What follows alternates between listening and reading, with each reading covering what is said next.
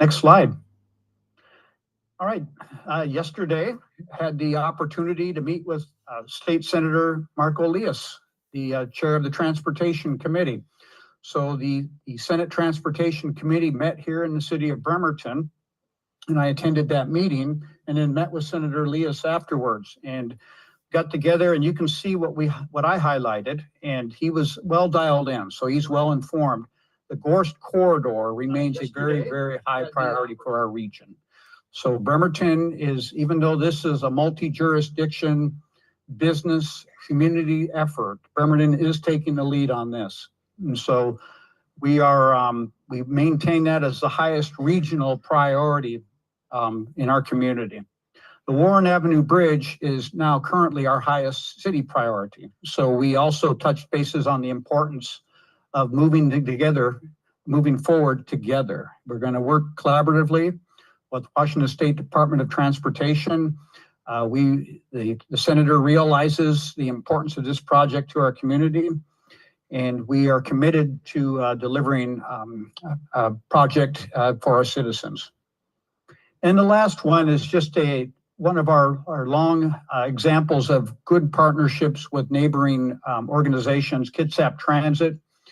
We had to make sure we got the plug in to keep funding the supplemental ferry run, fast ferry run, while Washington State Ferries rebuilds their system. So those are all looking good. There are some tremendous budget constraints for the state. So they are going to have to work through that. And all of us, whether we believe we are or not, we are partners in this effort. So the goal is to get projects done. And that's what we'll be working to do. All right, next slide. The tree giveaway program. For those who love our tree canopy in the city of Bremerton, and I think we have an outstanding tree canopy. It's just wonderful. This is our annual event we do. This started in 2018. You can see we have 100 trees. Our annual cost for 100 trees is $6,000. There's a couple that have been picked out this year. And the pickup is September 21st, 9 a.m. to 11 a.m. at the Oyster Bay Public Works and Utilities campus. So this program and this feature actually is available for our residents with City of Bremerton utilities accounts. So I hope some folks take advantage of this, and I'd love to hear from anybody that does. Next slide. Sinclair Inlet Cleanup. This one I would encourage you to get involved in. Council, if you can get to your networks, it's a worthwhile effort. You can look up there the different areas that you can focus on, especially for City of Bremerton residents. You know, you get out on Navy Yard Highway, that's an experience. Go ahead and give it a try and work that area out there. You'll do a lot of good for our community. And you'll see some interesting stuff out there. It isn't a place somebody picks to go for a regular stroll on a Saturday afternoon. So, but if you get out there, it is a unique place to go, and you'll do a lot of good. And the rest of these spots are good also. Evergreen, Lions, Bachman Park, all of those could use some help. Volunteers must be between 13 and 18 will need a guardian. All right, next slide. I wanted to highlight this one for you. It's a letter we received. And it was from a resident, but this easily could have been from a fisherman, a boater, a family just taking their children to the park. I just wanted to let you know how appreciative my family and friends are for your efforts to clean up Kitsap Lake. We've lived on the lake for a number of years and have seen how dirty it can get. This summer, we've seen crystal clear water almost every morning. It's been fantastic. Thanks for all the hard work in getting the Foslock treatments, weed removal, and sticking to it. It's helped tremendously. We really look forward to the new Kitsap Lake Park as well. That looks like it's right around the corner. Signed, a Kitsap Lake homeowner. So I thought I'd share that with you, Council. We all are in this together. And this wouldn't be happening if we weren't together on this effort. So thank you. Thank you, Mayor. And thanks for ending on good news with that positive letter. Always nice to hear good feedback. Next up, we have the consent agenda. Thank you, President Chamberlain. For approval on the consent agenda are the following items. A, claims and check register. Approval of the following checks and electronic fund transfers.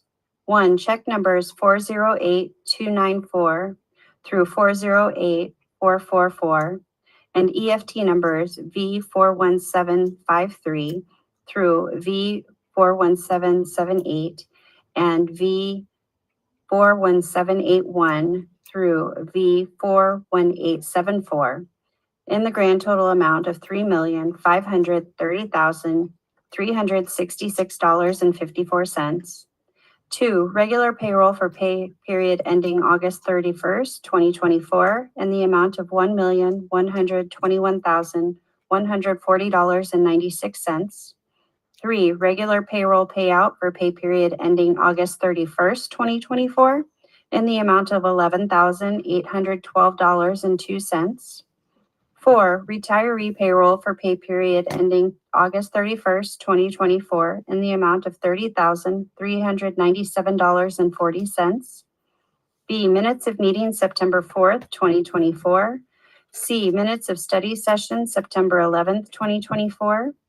D, acceptance of fiscal year 2023 state and local cybersecurity grant. E, interagency memorandum of an understanding for license plate scanning between Washington State Patrol and Bremerton Police Department. F, interlocal agreement with Kitsap County for volunteer litter cleanup services. G, exercise of option by Bremerton Community Theater, Inc. to extend lease. H, public works agreement with Pape & Sons Construction, Inc. for the Lewis Avenue Sewer Replacement Project. I, acceptance of a Defense Community Infrastructure Program grant for Central Bremerton Force Main Replacement Project. J, ordinance number 5498 to amend BMC section 3.36.020 under chapter 3.36 entitled Contingency Reserve Fund to allow use of general fund real property sale proceeds for affordable housing. K, consent for Brian Hauschel to serve additional time as interim Parks and Recreation Director. L, ordinance number 5499 to amend BMC section 10.10.070 entitled Parking Violations. And M, claims and check register correction from City Council meeting on September 4th, 2024. This concludes the reading of the consent agenda. Thank you, Clerk Hoover. Okay, we have a number of items on our consent agenda today. And so this is an opportunity for the public to speak on some of the items on specifically the consent agenda, items 4A through 4M.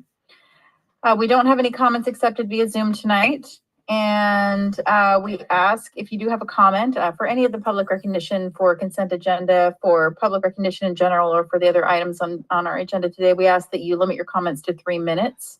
It sounds like we don't have, normally we have projected onto our screen a timer system, but we won't have that available today. So we'll be just looking diligently at our light system here, which is a green light means you have 3 minutes. Yellow means you have 30 seconds. Red means I have to cut you off and stop you to give everybody the same amount of time. So I'll be diligently looking at that and try to provide you a 30-second warning as well. So you'll hear me whisper 30 seconds. It doesn't mean to stop, just keep going. You got 30 more seconds, use up your time. So at this point in time, does any member of the public wish to comment on any of the items on the consent agenda? If you do, we ask that you come to the microphone and speak your name for public record. Okay, going once, going twice, okay. All right. Point of order, Council President, sorry. Yes, sir. I think we do take comments on Zoom for consent agenda. I just wanted to triple check in case there were any. Do we accept public comment via Zoom for the Oh, apologies. Thank you for that correction. So I'll make sure that it's noted next time I read the details. Thank you for that. But there is none. Thank you. But thank you, Councilor Coughlin. That's wonderful. For the reminder. Okay, so nothing online, nothing in person. I'll go to council for a motion. Okay, I move to approve the consent agenda as presented. Second. okay, we have a motion and a second. Let's vote. Councilmember Frye, Yes. Coughlin, Yes. Robolowski, Yes. Goodnow, Yes. Mochler, Yes. Chamberlain. Yes. Motion carries unanimously. Okay, next up is public recognition. As noted on the agenda, public recognition provides an opportunity for attendees to address the council on any issue not already on tonight's agenda. This is generally not a Q&A time. I know it feels frustrating to come in. If you have questions, you want the answers right away, but this isn't a time for us to provide that. We do always try to respond to all of our emails. So we encourage you to follow up with questions to our emails, connect directly with us, or you can email us at city.council@ci.bremerton.wa.us. And again, and the same as was briefly announced earlier, there will be no public comments for public recognition via Zoom. And there was nobody that made prior arrangements. It is still election season, so please refrain from any endorsements or comments about candidates or ballot measures. And with that, I will open up public recognition.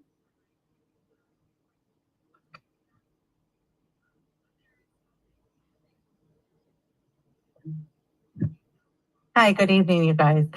I'm Jocelyn. I'm with the Bremerton Prayer Walk. I also do work with Rock the Block, and I had sent an email in because we were down on the block this weekend, and I was really quite appalled and heartbroken, not only for the people that were down there on the street, but also for the officials that were tasked with enforcing commands. And I don't know who they came from or whatever, but you could see that there was a lot of heartbreak in their eyes, that there was a lot of, when I questioned what we could do, and that the situation is that individuals who had nowhere to go, including the Salvation Army, were told that they weren't even allowed to have stuff on the street.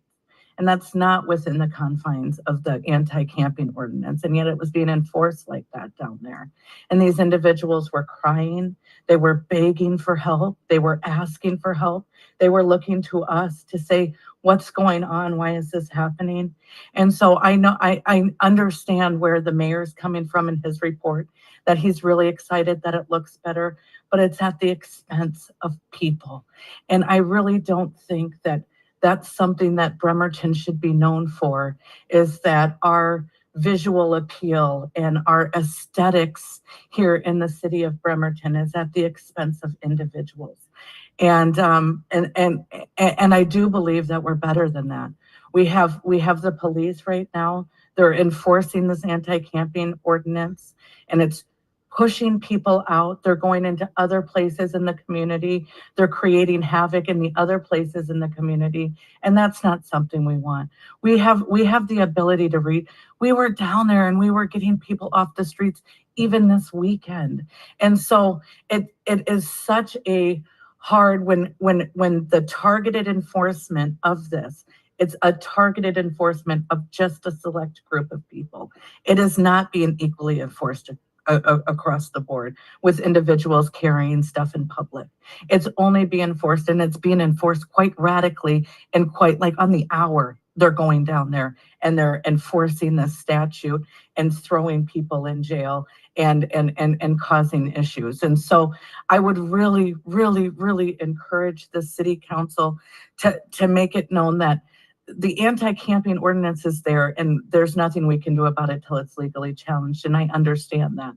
But when there are no resources available and there are no solutions for these individuals at all, the option is not go to jail. I mean, that is making it illegal to just exist here in the city of Bremerton, and we're better than that. Thank you.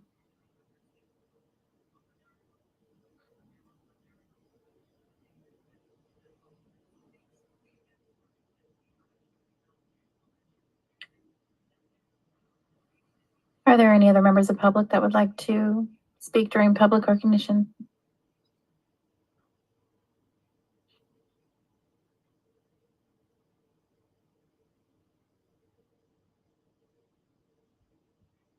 camera's not working today.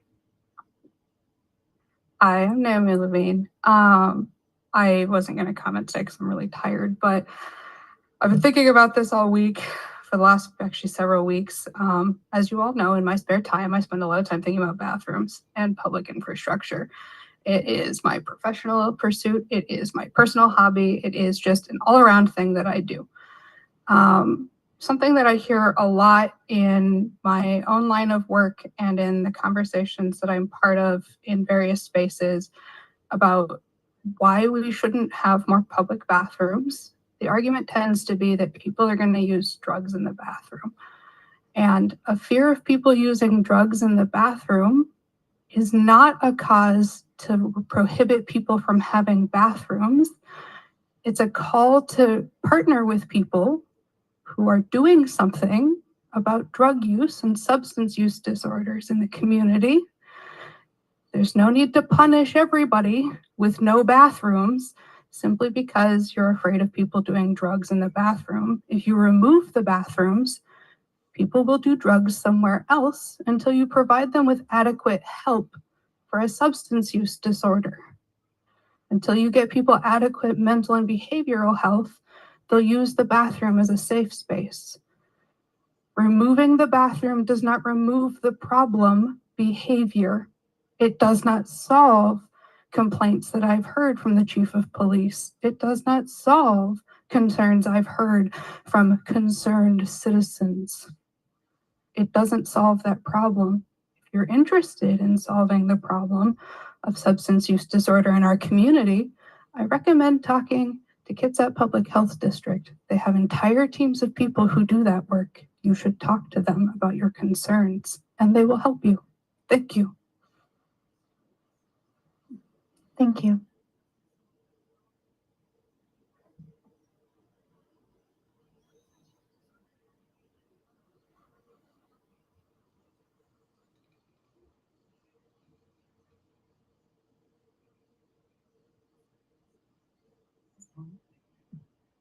Hi. Angela, resident here of Bremerton. So I'm going to piggyback on Rock the Block. I don't support the agency or everything else. I'm here as a Can you person. come closer to the mic? Yeah. Thank you. Okay. Can you hear me now? Okay. So I'm not going to support Rock the Block. Please don't take this offensively. I've done a lot of things here in Bremerton by myself. What I'm sitting to say is the big piggyback here is yes, the bathrooms. There's no really any place for anybody to use the bathroom. I have a hard time even just myself trying to find a public bathroom so I can urinate. Yes, the problem is we do have people urinating all over the city. I do smell it. Unfortunately, where else are they supposed to go? If I'm camping, I'm going to tell you right now, I'm going to find a tree and I'm going to use the bathroom. And that's me as a homeless person before. But I'm going to do it to the fact that nobody sees me. At the same time, we have to find a solution to find where people can go. Because that rescue mission used to have a day center. There's nowhere for anybody to go. And yeah, the streets, I do feel bad for individuals on the streets because even I look at them and like, where do they go? Libraries, there's not much for people to do. I'll get bored sitting at the library all day long. The kids get bored sitting at the library. Kids get bored sitting at Coffee Oasis. I don't know of a solution. I have advocated for many solutions. We've got Pendleton. We need more Pendletons or something else of that environment. We sit and house people, but we've only got a certain amount of agencies for housing. Agape's got housing. West Sound, I don't know if they got housing, but at the same time, we're going to offer services. These agencies need to offer housing and permanent solutions for housing that not just bringing people off the streets. They also reserve the right to have affordable and suitable housing for them and their kids. And that's all I'm going to say. Thank you.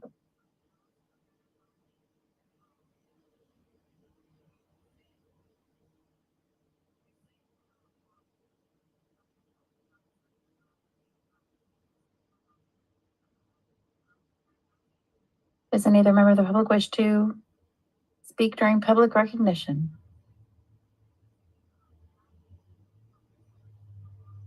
Okay.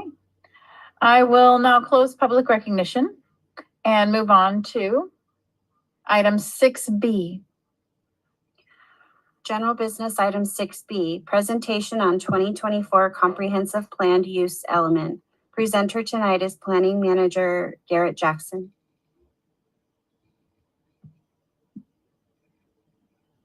All right, thank you, council. Before we get going, I just wanted to mention to the council and members of the public, we do have an updated version of this presentation available online in the council packet. So I believe there's some paper copies that are circulated in the audience. Feel free to go online to bremerton2044.com where you can see the most updated version. We have a link there to the most updated version of this packet. So that being said, we are here to talk about the land use element. The purpose of this conversation is for the city council to gather public comment and provide staff with feedback on the land use element. Okay. At first, we'll just review the basic comprehensive plan process. So to make sure that everybody in the audience is on the same page about what this process looks like before moving into the land use element, where we'll discuss the vision, growth strategy, housing equity issues, and talk about the draft environmental impact statement alternatives, and then before moving into questions from council. Okay, moving on to that review. Just the most basic question, what is a comprehensive plan? For everybody at home, the comprehensive plan is essentially the 20-year development plan for the city. It deals with everything from housing to the environment, transportation, land use, city services, and other issues. So now is the best time to speak up on how you want your city to develop in the future. Our local comprehensive plan needs to conform with several layers of jurisdictional authority, starting with Washington State's Growth Management Act. And then secondly, we plan regionally with a group called the Puget Sound Regional Council, and that's made up of Kitsap, Pierce, Snohomish, and King counties. We all plan regionally under a guiding document called Vision 2050. So our comprehensive plan needs to conform to the goals and policies of Vision 2050. And also locally, the Kitsap Regional Coordinating Council is made up of all jurisdictions within Kitsap County, and our comprehensive plan needs to conform to the county-wide planning policies that all jurisdictions in Kitsap have agreed to follow. The population for the city is estimated to grow to just under 64,000 people by the year 2044, and just over 58,000 jobs. That represents an increase from 2020 numbers of 46% for population and 32% for jobs. So our comprehensive plan needs to demonstrate that we can absorb those forecasted populations. The city of Bremerton is regionally significant. The Puget Sound Regional Council has designated the city as a metropolitan city. So we are supposed to be on par with other cities, large cities, in the Puget Sound, like Bellevue, Seattle, Tacoma, and Everett. We have two regionally identified areas for growth absorption, that being a manufacturing industrial center over by the Bremerton Airport. It's supposed to have a capacity to absorb as many as 10,000 jobs in the future, and the downtown regional center. So our partners at PSRC are counting on the city of Bremerton to do their fair share by absorbing jobs and population at these regional centers. Just a quick review of the City Council's review of the comprehensive plan thus far. We reviewed the vision, goals, and policies, as well as the general growth strategy for the city at the February 7th City Council meeting. And then more recently, the City Council looked at an updated comprehensive plan schedule at the August 28th meeting. Those vision, goals, and policies and that growth strategy are all available in depth at bremerton2044.com. At last week's study session, this is an item that's not in the paper packet in the audience. At the study session, the City Council asked for more of an infographic type of schedule for what they can expect for the comprehensive plan process going forward. So that is included in the packet. The blue items are city council dates, yellow are SEPA, and white are significant planning commission meetings that are upcoming. So anyone else got any questions, feel free to email me. But this is in the packet and online. Thank you. And moving on to the land use element. The vision for the land use element is that Bremerton is a metropolitan city that provides for economic vitality and diverse lifestyles through a broad variety of jobs, housing, and strategically located commercial and recreational opportunities. Now, once again, the vision, goals, and policies are all available on bremerton2044.com. We're not going to go into all of those, but each element has vision, goals, and policies, all of those available on our webpage. And speaking of our webpage, if you go to bremerton44.com, we have a video that explains more in depth what our growth strategy is for the next 20 years to absorb that population and jobs. We're not going to go into minute detail tonight, but that presentation provides more of an in-depth overview of the growth strategy. That being said, the primary focus of our growth strategy is to increase density and height in the downtown sub-area plan to a maximum 80-foot height limit with no maximum density. The general commercial zone and high density residential zone are proposed to have a height increase to 65 feet. The Bay Vista sub-area plan village commercial zone within that sub-area plan is proposed to allow for mixed use buildings. And the medium density residential zone, a height increase from 35 feet to 45 feet. You can see here on this map illustrated up here on the screen, anything that has some color attributed to it are areas where where development standard is proposed to increase. So there's a legend there in the bottom left-hand corner indicating what zone that is and what the increase or change might be. You'll also see these dashed circles in various areas throughout the city. And those are to indicate in the future where high capacity transit stations might be located. That's a 1/4 mile arc for those smaller circles and a 1/2 mile arc from the ferry terminal station. We'll have specific development standards that are required through PSRC and the state for those station areas as they develop in the future. The City Council at the study session also asked for some mapping showing what the existing heights are. So the next next 3 slides show the existing zoning maps. And then you'll see on the zoning designation legend, there's in red the existing maximum height. Now, sometimes there's a sub-area plan or some conditional use permits that might have differing maximum heights. So if you ever see 2 items there, that's why. Once again, this is just another map showing the existing heights. And there's one more. These are all going to be, once again, available online if you'd like to look at these more in depth. And these are the last 2 maps showing the remainder of the city. There isn't a height provided for the resource zones like the watershed or city utility land, and the height in the Puget Sound Industrial Center is market driven. So once again, getting back to that downtown regional center, because it is the focus of our comprehensive plan update for absorbing jobs and population increases. You'll see the proposed map here on the right, where the large pink zone is an aggregation of several existing zones where the height limit would be increased to a maximum of 80 feet. You'll see the blue dashed line on the far right, which indicates the waterfront overlay. And as properties would develop along this stretch in the future, they would be required to extend the shoreline urban trail that currently goes from the Bremerton Marina up to about 5th Street. As properties develop, they would be required to extend that urban trail so that people can maintain that access to the shoreline over time as these properties develop. Why are we focusing development downtown?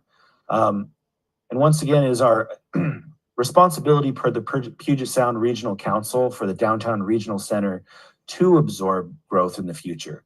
As quoted from Vision 2050, metro growth centers are the densest and most connected places in the region and are expected to accommodate higher levels of growth.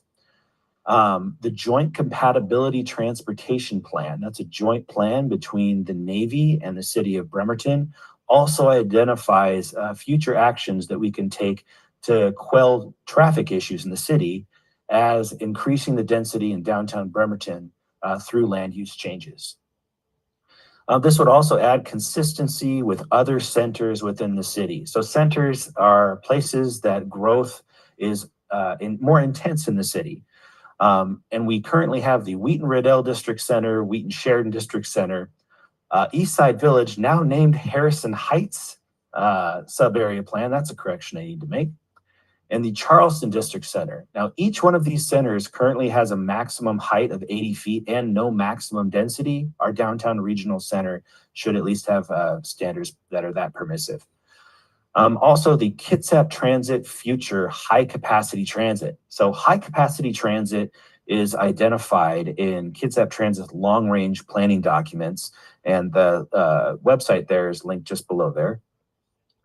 And high capacity transit is planned from the downtown Marina Station up to Silverdale, where you'd be essentially guaranteed a bus to arrive at your bus stop once every 15 minutes or less. And with that, investment in infrastructure is expected to have density and development standards to encourage housing and growth around those nodes. If you're looking for a full draft of the downtown sub-area plan, that's also available on bremerton2044.com.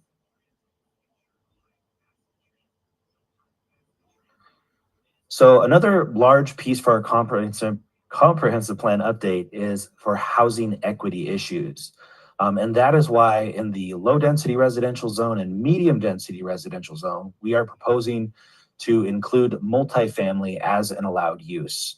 Now, that couldn't build any higher than, say, a single family home that is allowed that is allowed in that zone, but you could allow for that use. And the reasons behind that are that it's currently already allowed in our urban growth areas. So these are areas that are identified to be annexed by the city in the future that are currently under the jurisdiction of Kitsap County. And Kitsap County currently allows for multifamily as an allowed use in those areas. It makes sense that the city of Bremerton would be at least as urban as the areas that we will annex in the future. The Washington State Department of Commerce has some guidance over some new state newish state legislation for HB 1220, where they identify housing needs that need to be addressed in our comprehensive plan. It used to be that we only had to plan for a number of housing. Now the city of Bremerton needs to plan for housing for each income level. And so the Department of Commerce has indicated that low-rise multifamily structures of 2 to 3 floors satisfies those income band levels for area media income from 0 to 80%, as indicated on the chart above. Also good to understand that the existing population of Bremerton, over half of the city of Bremerton currently rents their homes. And so to artificially decrease the areas where rental housing, multifamily housing is allowed is then making it harder on the majority of our citizens. So by allowing multifamily in all residential areas, you're increasing the number of potential rental units that can be used throughout the city. There is environmental benefits to more compact development. Single family development takes up more space. If you have a single family home in a large plat, then that takes up more area than a more compact multifamily building that can be aggregated into one single structure. If anyone is interested, there's also links to what are the root causes of homelessness when it comes to land use regulation. There's a gentleman from the University of Washington, Greg Colburn. We have a video on Bremerton2044.com It's only 8 minutes. I recommend everybody watch it, where it talks about these kind of artificial barriers that are made to housing, whether that's height or density, that causes a decrease in the supply of housing, which then creates more homelessness. He places that argument much more eloquently than I do. I recommend looking at that video. Once again, Bremerton44.com. Moving on to the draft environmental impact statement, DEIS alternatives. So in October, the city will be releasing the DEIS in order to study 3 alternatives to be considered, which are shown here on this gigantic table. So there are 3 alternatives. The first alternative are existing conditions. So, excuse me, the amount of housing that we can expect from our current zoning code.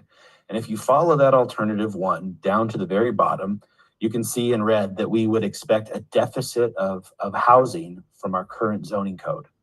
And that alternative 2 and 3, while very similar, would have a surplus of housing under our planned land use changes.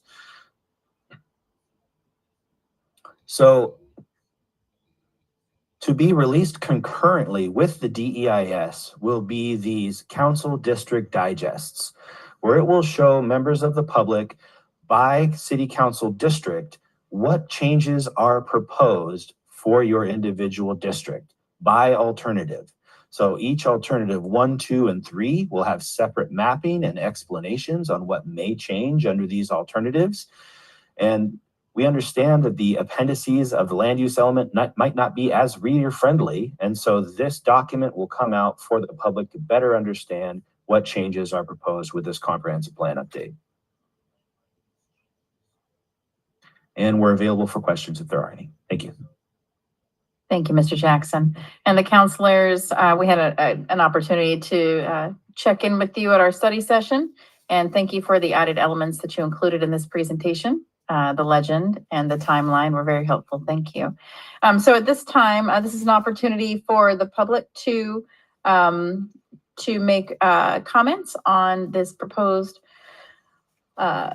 comprehensive plan land use element. So does any member of the public wish to comment on this item? Also, you may ask questions. This is a Q&A opportunity with Mr. Jackson.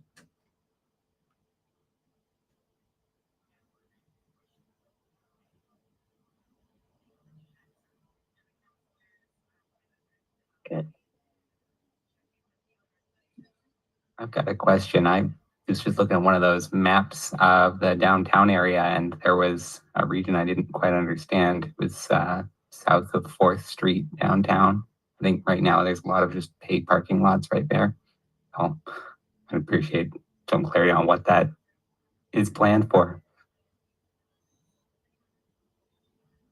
Mr. Jackson, do you have a concept of what that space is? And I'm sorry, I should have said, or should have reminded folks, please state your name for public record. Come on up, just for public record. My name's Alton Bradford. Thank you. Mr. Jackson, do you know which area he's speaking about?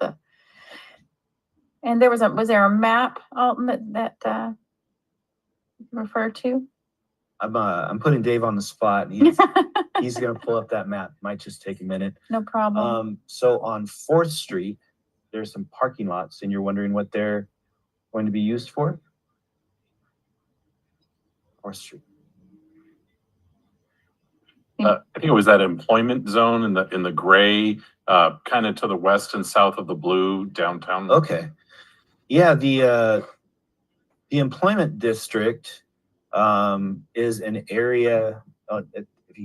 It's just like at the big pink zone.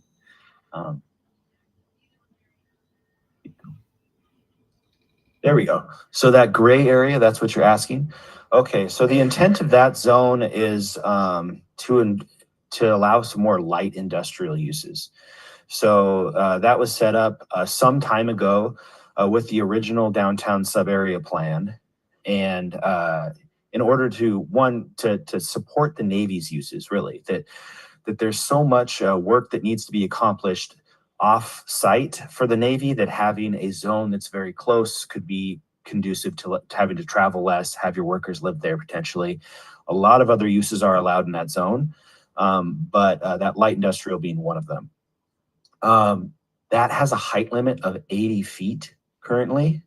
And for reasons of a sight distance into the Naval Yard, it's very important that that zone remain distinct from the larger blue zone, which has a market-driven height. The Navy is very sensitive to the height of structures for potentially obvious reasons. And so that's the purpose of it. Does that answer your question? Excellent. Oh, I have to get a plug-in. If anybody wants a sticker that lets you know how to comment on the comprehensive plan, I have plenty of those. Who doesn't love a sticker? Hey, see Mr. Jackson for your sticker. I've got 2 of them myself. Does any other member of the public wish to ask a question or comment on this item?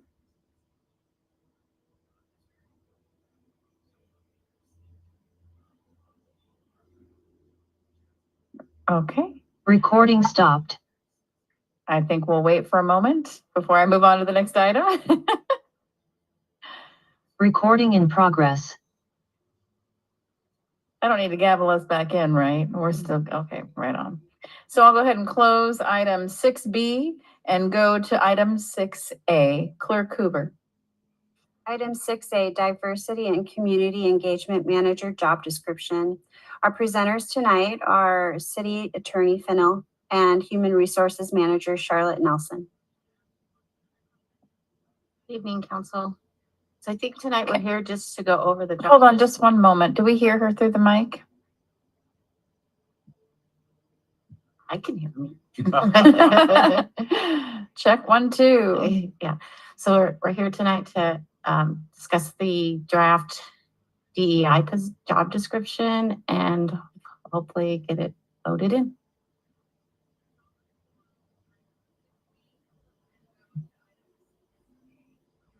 And if you look in the packet, the job description that was discussed at study session last time was included. It also includes in red the additional language regarding meetings as directed by the mayor. So this is what was requested at the last study session. Additional materials, certainly were provided earlier at the study session in August, but this is what the council asked us to bring forward for consideration tonight.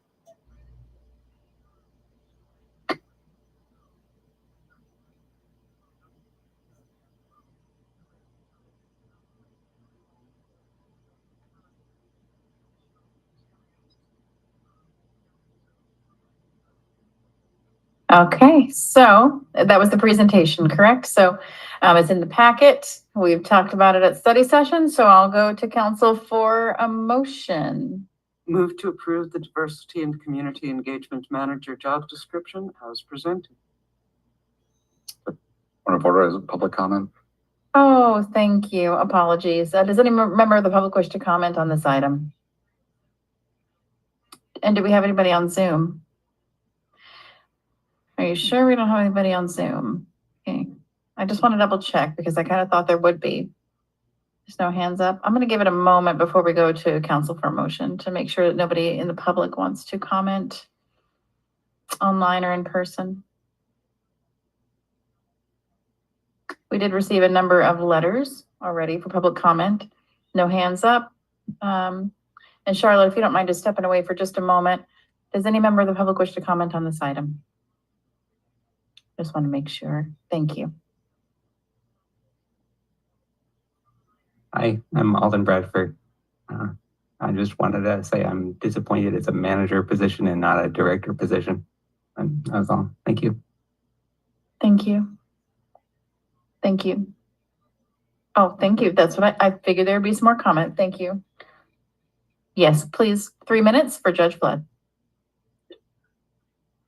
Good evening, City Council members. As I previously made comment at last week's meeting, I did send an email. It wasn't quite a letter, but I just wanted to highlight that in addition to the comments that I previously made, a good and a distinction that is often made between directors and managers is often managers as middle line supervisors often will say that it's a decision that's above their pay grade, that they can't make that decision. When we looked at directors, we're looking solely at the organization as a whole. So a director will look at the full city of Bremerton, where managers are kind of limited to their view of things. And at a director's level, that will allow for that individual to go in and work with other departments and make recommendations and not feel restricted. I again believe that the city council should be considering and looking at both what it would be for a manager and what it would be for a director. And the intent of all the number of hours that were spent on setting aside time to talk with managers and directors and employees for the city of Bremerton, and looking at the recommendations that were there and actually adopting the work that was presented to us as a whole. Thank you. Thank you.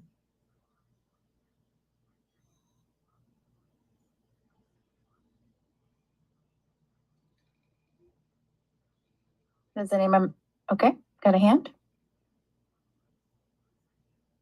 Can you, and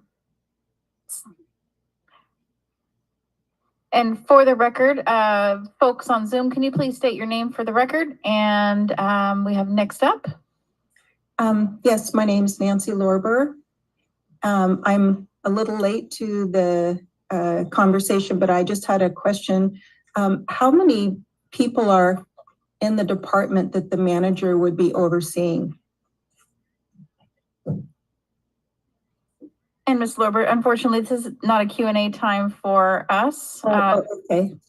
I guess I would just say then I would support a director if there were, 5 or 6 people in the department that would need that sort of supervision.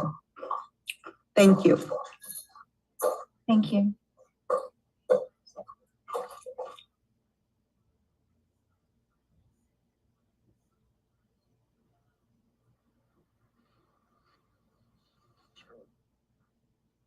I know, I see that.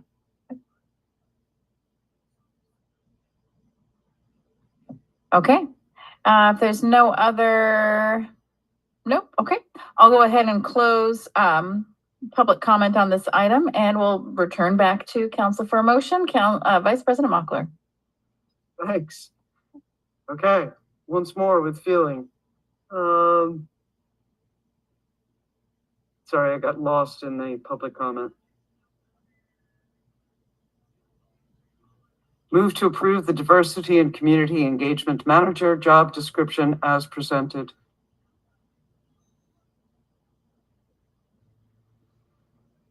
One second. Okay, we have a first and a second. So council, we are open for discussion. Vice President Mockler. This is imperfect. On the other hand, we approved the monies for this in November 2022, and we would really like to see, I at least very much would like to see this position filled and for the work to begin. I'd like to thank everybody who worked on it and the CMFR study. If anyone gets an opportunity to read it, really casts an interesting light. I just wanted to ask one question, which is the addition of the, 7 or 8 words, attend meetings as directed by the mayor.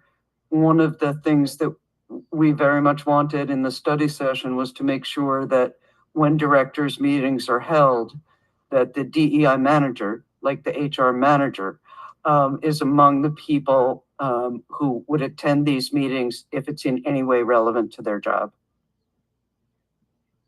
So does this language assure us of that? Yes, that's, hear me? This is HR Manager Charlotte Nelson. Thank you. Yes, that's why the language was put in there. Okay, so that's a lock. It's a mortal lock. I know that's not the technical language. I think so, yes. Okay, thank you. I really look forward to seeing this position filled. And I apologize. Was Counselor Coughlin the one who seconded? Okay, Counselor Coughlin, you're next. Thank you, President Chamberlain. So I kind of want to take a step back and go back a couple years on this because I'm really proud we're at this point. It's taken a long time. So it was back in 2020 that thanks to our community speaking up, council created an ad hoc race equity advisory committee under the council. And some great work was done by that. And then since it was an ad hoc committee, we had the hard task of establishing a permanent race equity commission. And we did some really hard work on that beginning of last year and got that established by April or May. So I know those positions are still open, and I know the mayor's chosen to wait to appoint those positions until this hire is in place to lead the committee, which I understand. And but that took a lot of time. And as Councilor Mockler pointed out, we budgeted for this position for 2023 and again for 2024. And it's taken a long time to get to where we are now. And part of that is we did the CMFR study to get input and get professional guidance on this. We worked with West Sound Workforce to get professional guidance on how to hire this position. And so I really appreciate all the professional input we've had to get here. And it's taken a while, but I'm really proud that as a council, we've stuck with it and that we have really been pushing for this position. And so addressing some of the community's concerns, which I incredibly appreciate because we want to get this right. And so one that we've heard real clearly is this person independent? Will they have the authority that they need? Because what CMFR really hammered and what we've heard and what I've heard from talking to folks where this has not worked is what does not work is if you put this position and you stick it and silo it in some existing department and they can't work outside that department. And I've talked to folks who've been hired in roles like that and how frustrating it was. So I really want to hammer that this position as we're creating it, whether manager or director, it is its own independent position. It reports directly to the mayor. It's able to report to council. So that was the main thing of the CMFR study and the main thing I learned from talking to folks. And so I want to make sure that's clear that yes, this person can attend all the director meetings, can interface directly with the mayor, can report to council, and can interface directly with the community. The salary, we dived into that and looking at a lot of other jurisdictions. And again, thanks for the professional guidance on that, looking at the county, looking at other cities, other places, and looking at that data, the salary that's before us is definitely competitive. And in fact, I think above quite a number of those other organizations from what I remember seeing. So I feel confident that the salary is at a level where we'll get somebody really, really great in this role. And I understand the naming concerns and the level of importance that can appear to be placed on it. But my main concern is that we're creating a position that's going to be effective, that is going to do what we want to do, which is to give this expertise to the city and really coordinate with the community. And when I look at the job description before us, that is what I see. And pardon me just 1 second while I pull up. I lost the exact language, but there is language in the job description about them working with our community partners, about being the interface between the city. And so this position will be out there in the community interfacing, and my hope and dream is that they are, and the job descriptions we've created, it will absolutely allow them to do this, that they are sitting in department level meetings, that they are hearing, hey, Public Works is having an open house in this project. And they're the ones to think and go, oh, that's great. But yes, and what you also need to do is go to this community that may not be typically involved. And I know the right way to engage and get that community feedback. So I just want to say I'm really proud, and I don't want to lose sight as we get to the very end here on some of these small differences. Really, I'm just so proud. It's taken years to get here, but we're finally creating this position that can do a lot of good. So wanted to put that out there, and I'll pass it back to you, President. Do any other counselors wish to comment on this item? Yeah? We'll go to Counselor Malowski and then Counselor Goodnow. Well, I wasn't on the council in November of 2022 when the decision was made to make this a manager position and to set aside money in the budget for that position. But I have been around long enough to see the different studies that have come in, and the one that's most critical to me is the one where we went out and asked the community what they thought the job should be and what the title should be and how much influence this person should have. And I know one person in the, I think it was a Zoom person, Zoom comment, not a Zoom person, was equating whether or not it should be a director or manager based on how many employees that they oversaw. Well, this position, as I see it, is going to be helping the over 400 employees in the city of Bremerton to do our jobs better and to engage better with our entire community, not just the folks who regularly show up at meetings and go to open houses, but get more people involved. And that's why I very much believe that this should be a director level position and not a manager position.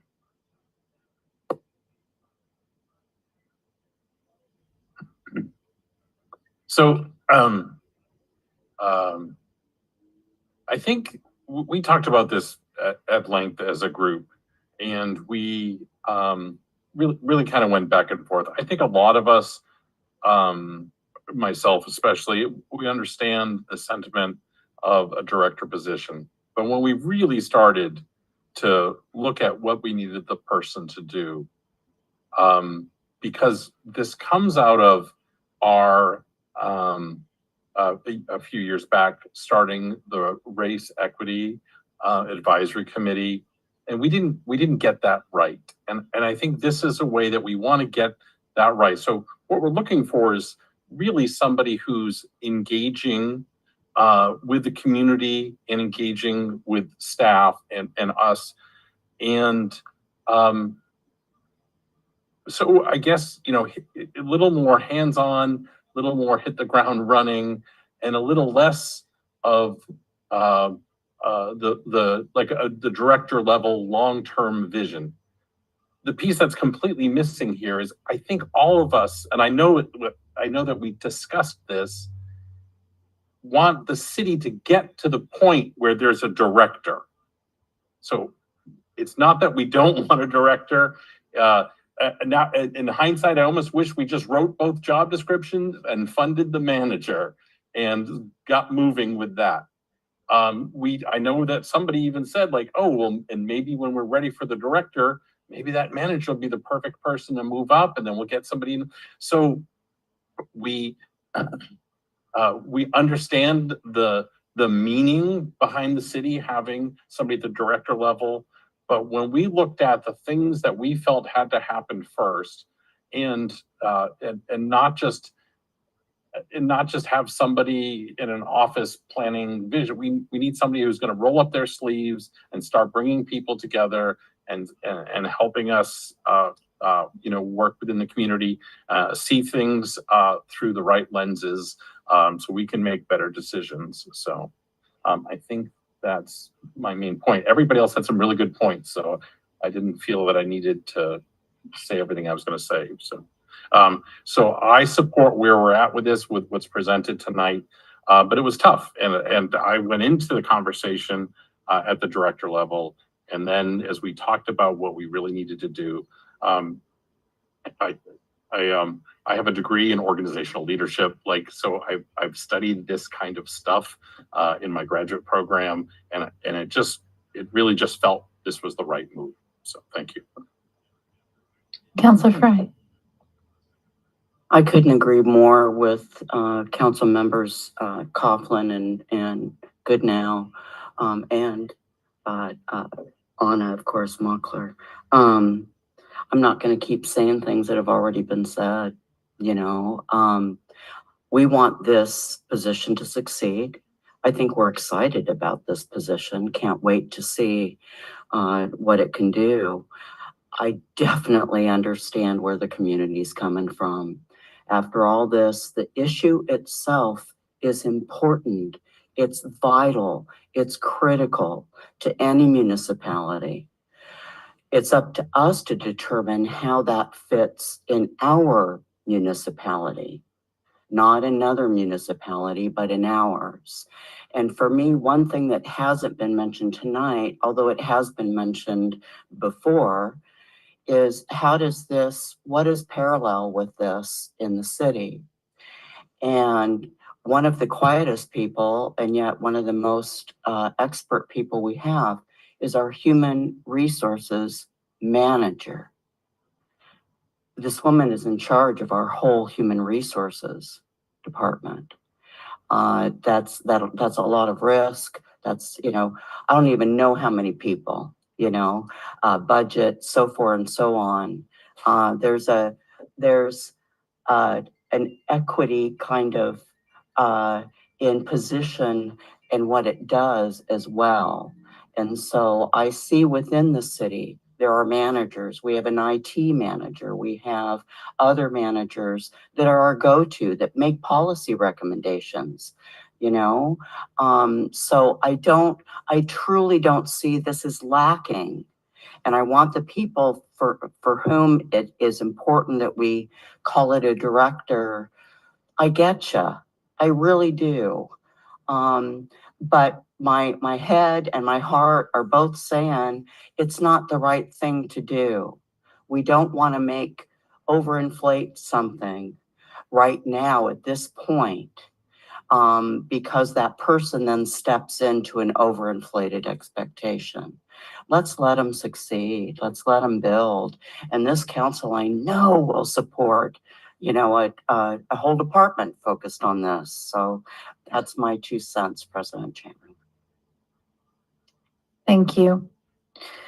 You know, I just have my own perspective on this, and this is, again, I always feel like I have to reiterate, this is just my personal, as Councillor Chamberlain, not President. You know, some of the discussion we had is what's the caliber of applicants that we'll get with a director job posting as opposed to a manager job posting. I think that could go one way or the other.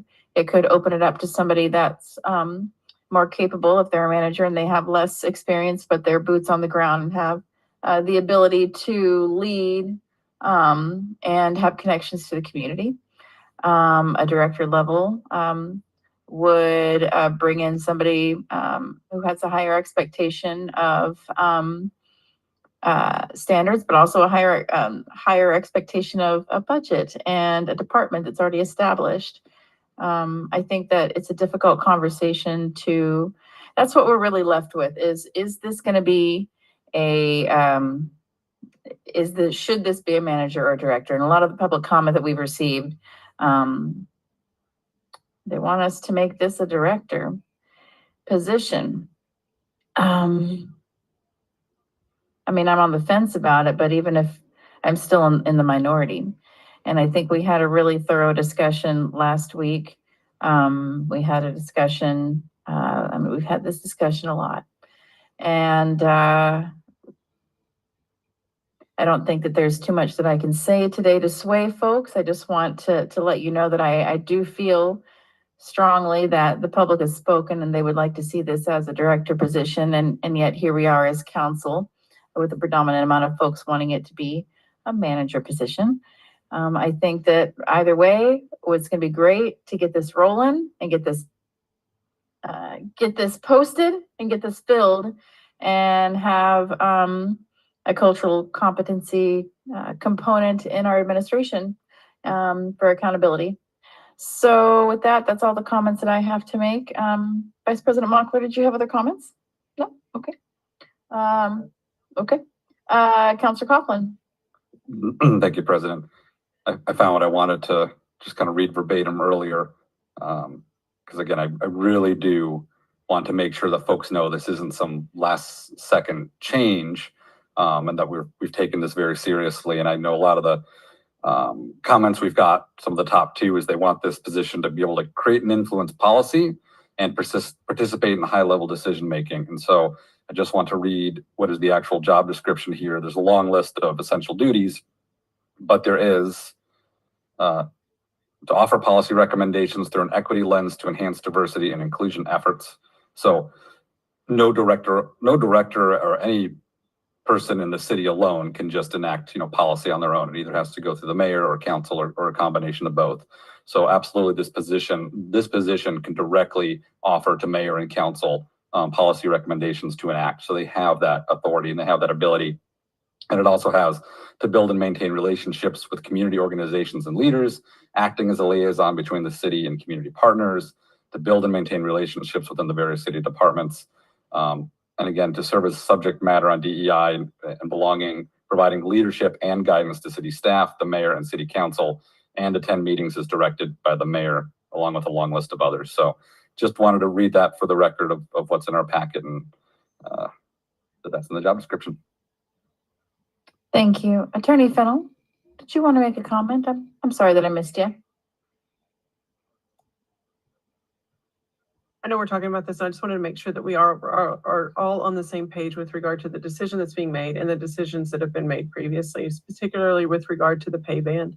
The council's deciding on the job description today, which is obviously within your purview, and you've already decided on the pay band. And I just wanted to make that clear. This is going to be, if the council decides to approve the job description as it was presented tonight, that we would get to recruiting this at pay band 14, which has a rate one of $97,498.32 a year and a top pay band of $118,791.60.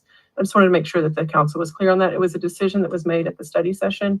It was not one that needed to be brought back to council because the council had actually already approved that when you approved the budget. Thank you. And just so for clarification, we are just approving the job description as presented in the packet today. Councilors, do you have any other feedback or any other comments today? Okay, shall we vote? We shall. Let's go. Councilmember Coughlin, Yes. Robolowski, No. Goodnow, Yes. Mochler, Yes. Fry, Yes. Chamberlain. No. Motion carries 4 yeses, 2 nos. Thank you. Next up, we have item 6C, Clerk Hoover. I won't read it this time. Item 6C, resolution number 3387 to designate the 900 block of Washington Avenue, commonly referred to as Lower Washington Avenue, as a permit-only residential restricted parking zone. Presenter is Councilmember Jeff Kaufman. All right, thank you, council. Good to be here tonight. I'm going to broach a subject that is even more divisive than our last one, which is parking. All right, so this is a resolution, and I got a couple slides here to go through the presentation. We had a great discussion at study session and really appreciated all the questions and input. This was a request from members of the community in my district that I am bringing forward to you. And so if we go to the next slide. So a little history. So Lower Washington Avenue is this really kind of geographically unique section of street in the city, in my district. You probably saw it on the map earlier as Mr. Jackson was talking about the possible zoning changes we're discussing. There's a lot of historic homes built in the early 1900s that do not have any garages or driveways, at least not that fit any sort of modern vehicle. We recently just are finishing up, as we talked about tonight, this Washington 11th project that has really transformed that street. We got the new roundabout, and it's been fantastic, except that as part of that project, a lot of parking spots were lost. So there were about 94 parking spots total along both Lower and Upper Washington across from these homes that folks could park their cars on, and for years and years and years had that parking available to them with a residential parking pass. And the project, now that it's complete, has resulted in a loss of 58 spots all along Upper Washington. And I give a lot of kudos to both the residents for speaking up, and Public Works, and the mayor and myself have attended meetings on how do we squeeze in as many more parking spots as possible along Lower Washington. And it looks like that upper limit is 44 spots. We were hoping for 49, but looking at some fire code, it looks like 44 is the maximum possible we can do. So there has been a reduction of almost 60% in parking spaces available there to the residents of these 34 units along Lower Washington. And why they came to me is because, you know, they've been finding ever since the project has been finishing up here that they cannot park anywhere near their house where they used to be able to in the past. And this is mostly day and night, but especially, you know, in the evenings when they come home from work and there is not a spot anywhere near for them. And so if we go to the next slide, just a couple pictures to refresh what we're looking at. So this is a aerial map from Google Earth before the project was complete. And you have 11th Street turning into Washington. So all along that bend on Upper Washington, there was parking all along one side and even parking on the other side. That's where those 58 spots that went away used to be. And then you see on the right-hand side, the area of Lower Washington there. And if we go to the next slide, these are some pictures that were submitted by the residents to council. And these pictures were taken around 7 o'clock in the evening, and I'm told represent a fairly, you know, accurate portrayal of every single evening at the moment, just due to the parking. And I got one more slide. There you go. So you can see it's pretty full, even a car there and what is not an official parking spot, parking there at the moment. So essentially the residents are frustrated, and there is a tool. So we worked with Melinda Monroe, who is our contracts administrator and oversees, you know, IMPark and all the parking enforcement. And if we go to the next slide, one tool that was recommended was to establish this permit-only residential restricted parking zone. So currently there is existing signage that says, like much of the city, 2-hour parking, unless you have a residential parking pass, and then you park there, you know, more than 2 hours as long as you're moving your car like at least once a week. And so this is, you know, this is something I've had the whole 12 years I've been in the city as a residential parking pass, but I've lived in areas where there's plenty of parking at night, even though it's, you know, 2-hour parking. But what's happening here is that clearly that 2-hour signage by itself is not working, that the residents cannot find the parking that they need. And so there is this section BMC 10.10.40E, which allows council to create new permit-only residential restricted parking zones.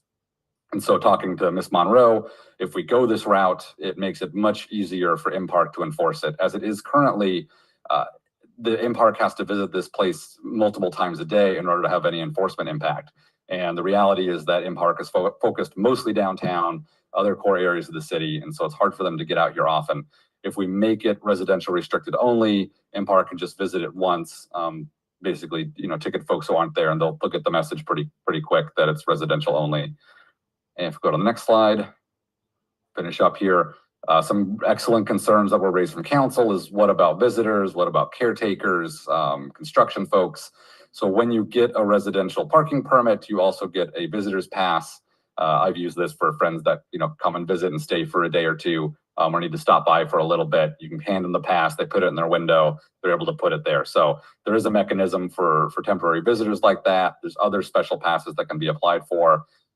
This is currently is what's in place on Highland Avenue, right nearby. That's also a very constricted street that has limited parking. Funny enough, that one, Highland, actually has more existing driveways and alleyways and places to park than Lower Washington. Lower Washington really has none, just these historic homes. And kind of one last concern is, you know, folks need to walk down there for whatever reason. You could park about 2 blocks away on 11th Street Place, Pleasant Ave, 6th Street, if someone really needed to get down there and they didn't have any business with a resident. So I'll go to the last slide for questions, but again, I think you'll hear from some of the residents tonight. This is just a good tool in the toolbox to really help them have what they've historically had before this project was enacted, and to address this, you know, problem. So if there's any questions after public comment, I thought Ms. Monroe would be here tonight, or she might not be able to make it, but, oh, she is, I'm sorry. Yeah, I can't see you. Oh, good. So she's here to answer any questions specific to permitting or how this works. Thank you, Counselor Coughlin. Does any member of the public wish to comment on this item? And again, for the record, please state your name and let's all pay attention to the lights on the dashboard. Hi, my name is Ashley Brewer. I'm a resident and homeowner on Washington Avenue, and I'm advocating for the parking on our street to be changed to permit parking only. Over the past several years of planning, development, and implementation of the construction project on Washington Avenue, the residents have continually expressed our concerns about the impact the project will have on our parking countless times. As mentioned, due to the configuration of our street, we do not have off-street parking, and we are limited in our on-street parking availability. We have hosted meetings, written countless emails, created documents, diagrams, PowerPoint presentations showing alternatives to the city that could make parking more available in this project. And yet they chose to prioritize other things over the needs of our residents on Washington Avenue. As mentioned, this project reduced parking by over 60%, going from 94 parking spaces to 44 parking spaces now. We struggle to find a place to park when we come home from work, often due to non-resident cars taking up our already limited spots.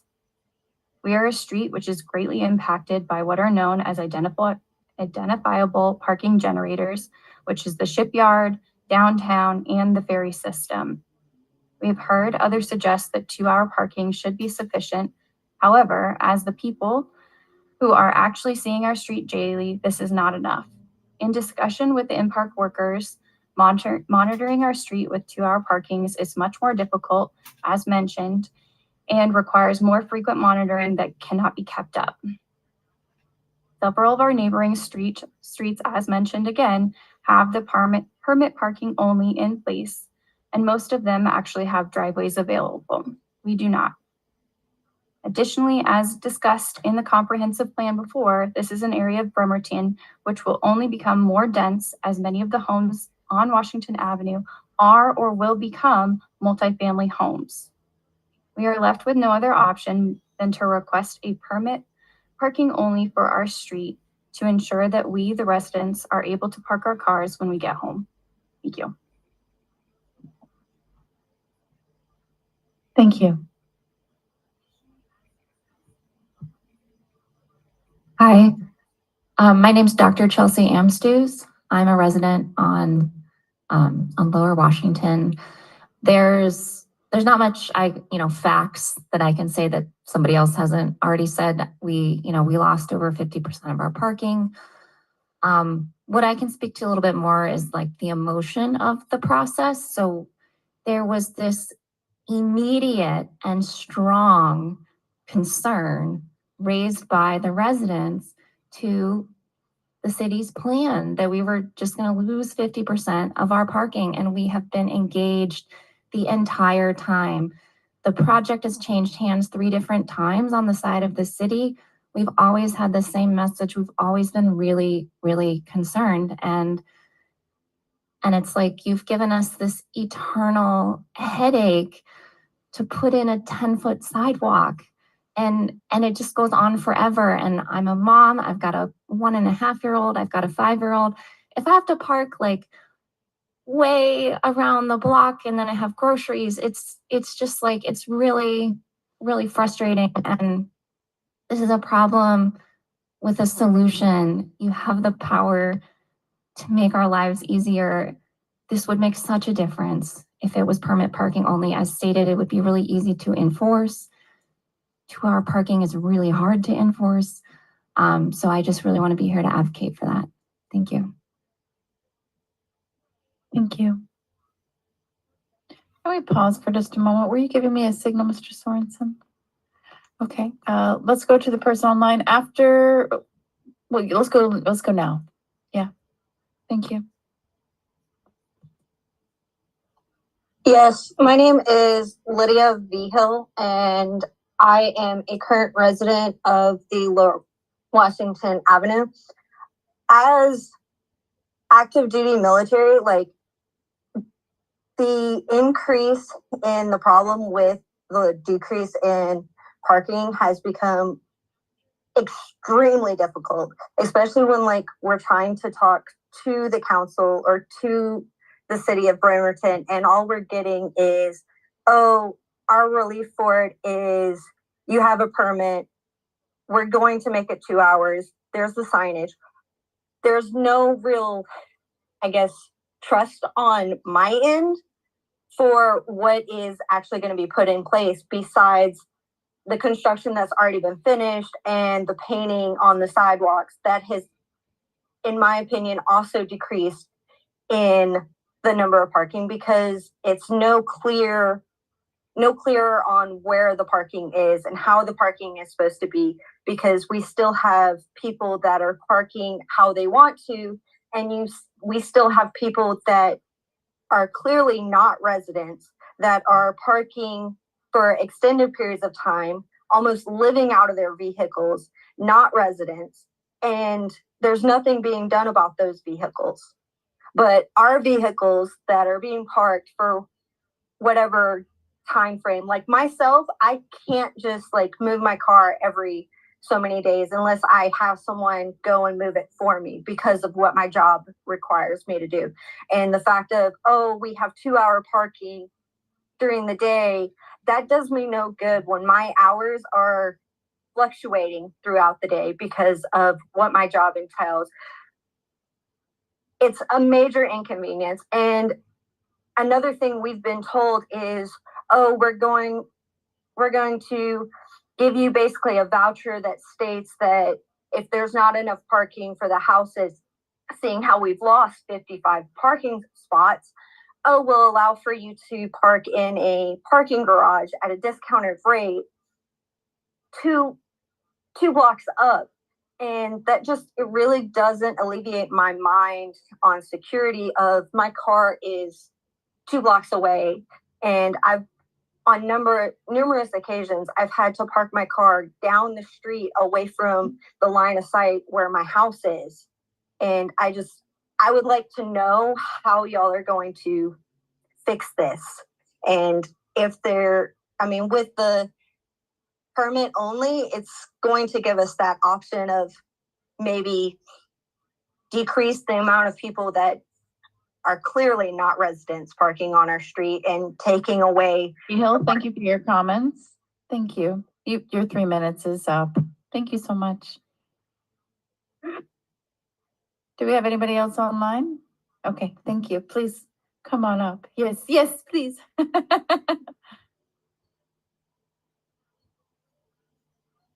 So I'm Beth Noland, and I live at 920 Washington Avenue. And when my husband and I bought our beautiful home, historic home, 4 years ago, we shared with people from the shipyard. We even shared with houseless people living in their homes. Everyone had a place to park. What's happened, and I don't need to say what everyone's already said, but we still have issues with people sleeping in their cars overnight. And we have issues of people with illegal parking passes, aren't even the right color, the dates aren't written in, that are on our street. And those are taking away the very limited new reality of parking that we now face. So you're our last hope, quite honestly. We've been in touch with Melinda, who's been very helpful in telling us what the options are. And the only option that we feel benefits us as residents is the permit parking only sign. And so we ask that you please consider that.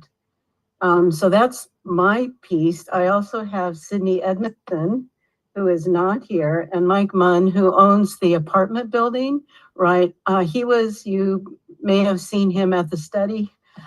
He's out of town, and so he's not present today, but he is in support of the permit-only parking. And Sydney Edmondson has written quite an extensive text message in her support.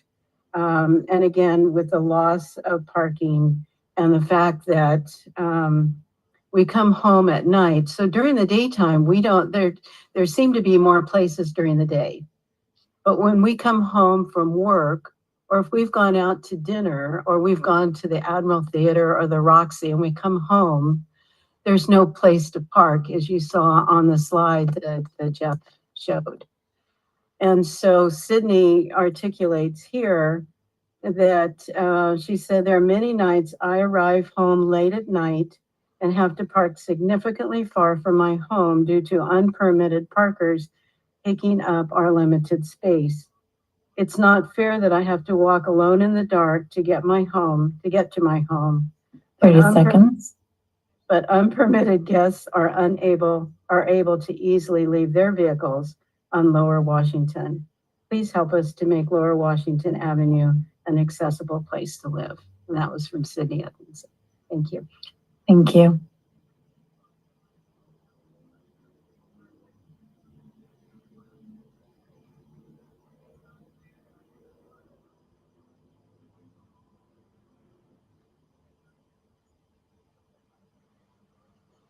Hi, my name is Andrea Curtis, and I live at 922, neighbors with the ladies behind me who have been pretty amazing for the past year fighting this fight. I grew up about 4 blocks away on 9th and Cochin, and that is a permit-only area. And ironically, we had a huge garage and about 7 parking spaces. Never an issue. I would invite coworkers to park there saying, no one's ever going to give you a ticket. I've been ticketed multiple times on my own street at Washington now. And one of the things that's extremely frustrating, well, 2 things really that brought me here today. One, the taxes I pay. My home on 9th and Cochin, I paid about $1,200 a year.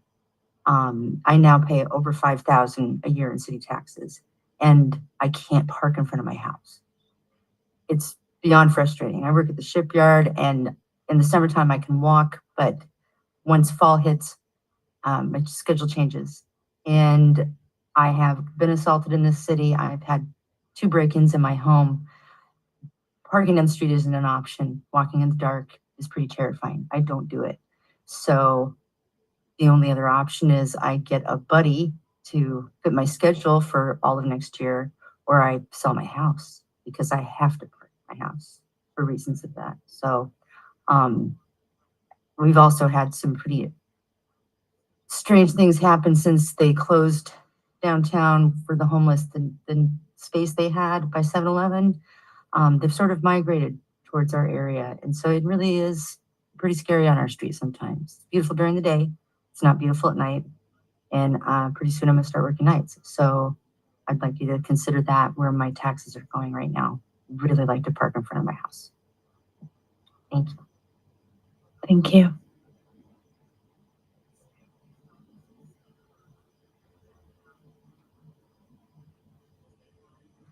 Hi, my name is Alden. Honestly, I support this change. I think it's a good way to address the issue right now, but I think it's also important to recognize this is a symptom of a bigger problem that we're going to see more and more as we try and increase the density downtown. We're going to have to invest in more public transit if we want to be able to make people less dependent on their cars to make their day-to-day trips, if we want to fit everyone in the same space. Thank you. Thank you.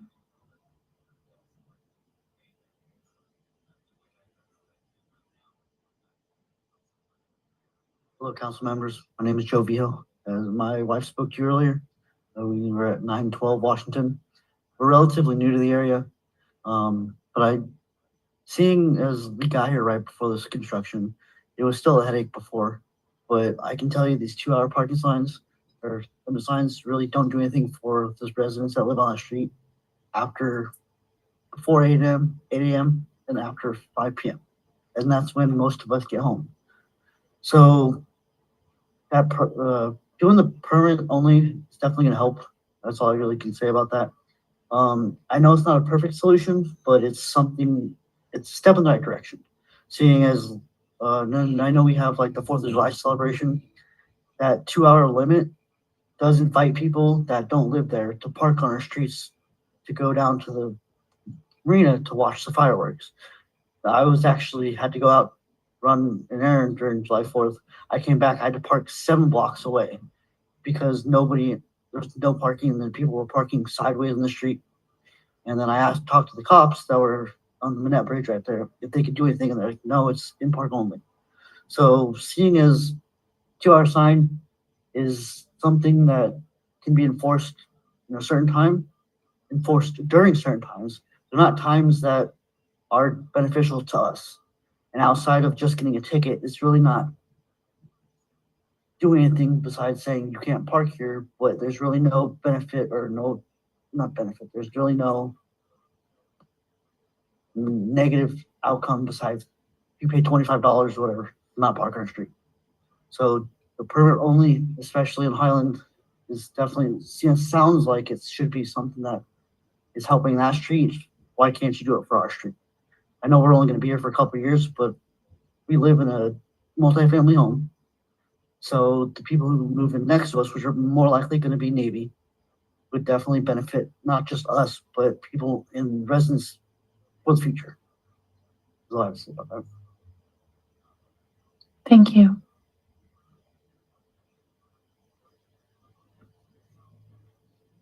Anybody else online? Okay. Does any other member of the public wish to comment on this item?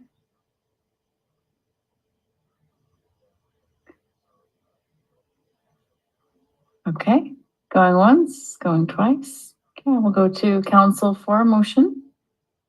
I move to pass resolution number 3387, designating the 900 block of Washington Avenue, commonly referred to as Lower Washington Avenue, as a permit-only residential restricted parking zone. Is there a second? Second. Okay, all right, we're open for discussion. Councilor Fry. You know, this is a niche area, very small area, very small strip. I think for me, it's obvious. We took parking away. We have to come up with a mitigation for that. And I really appreciate the fact that Councilmember Coughlin, who represents you, worked with staff and crafted a way to do this. We already do it in an adjacent street there on Highland.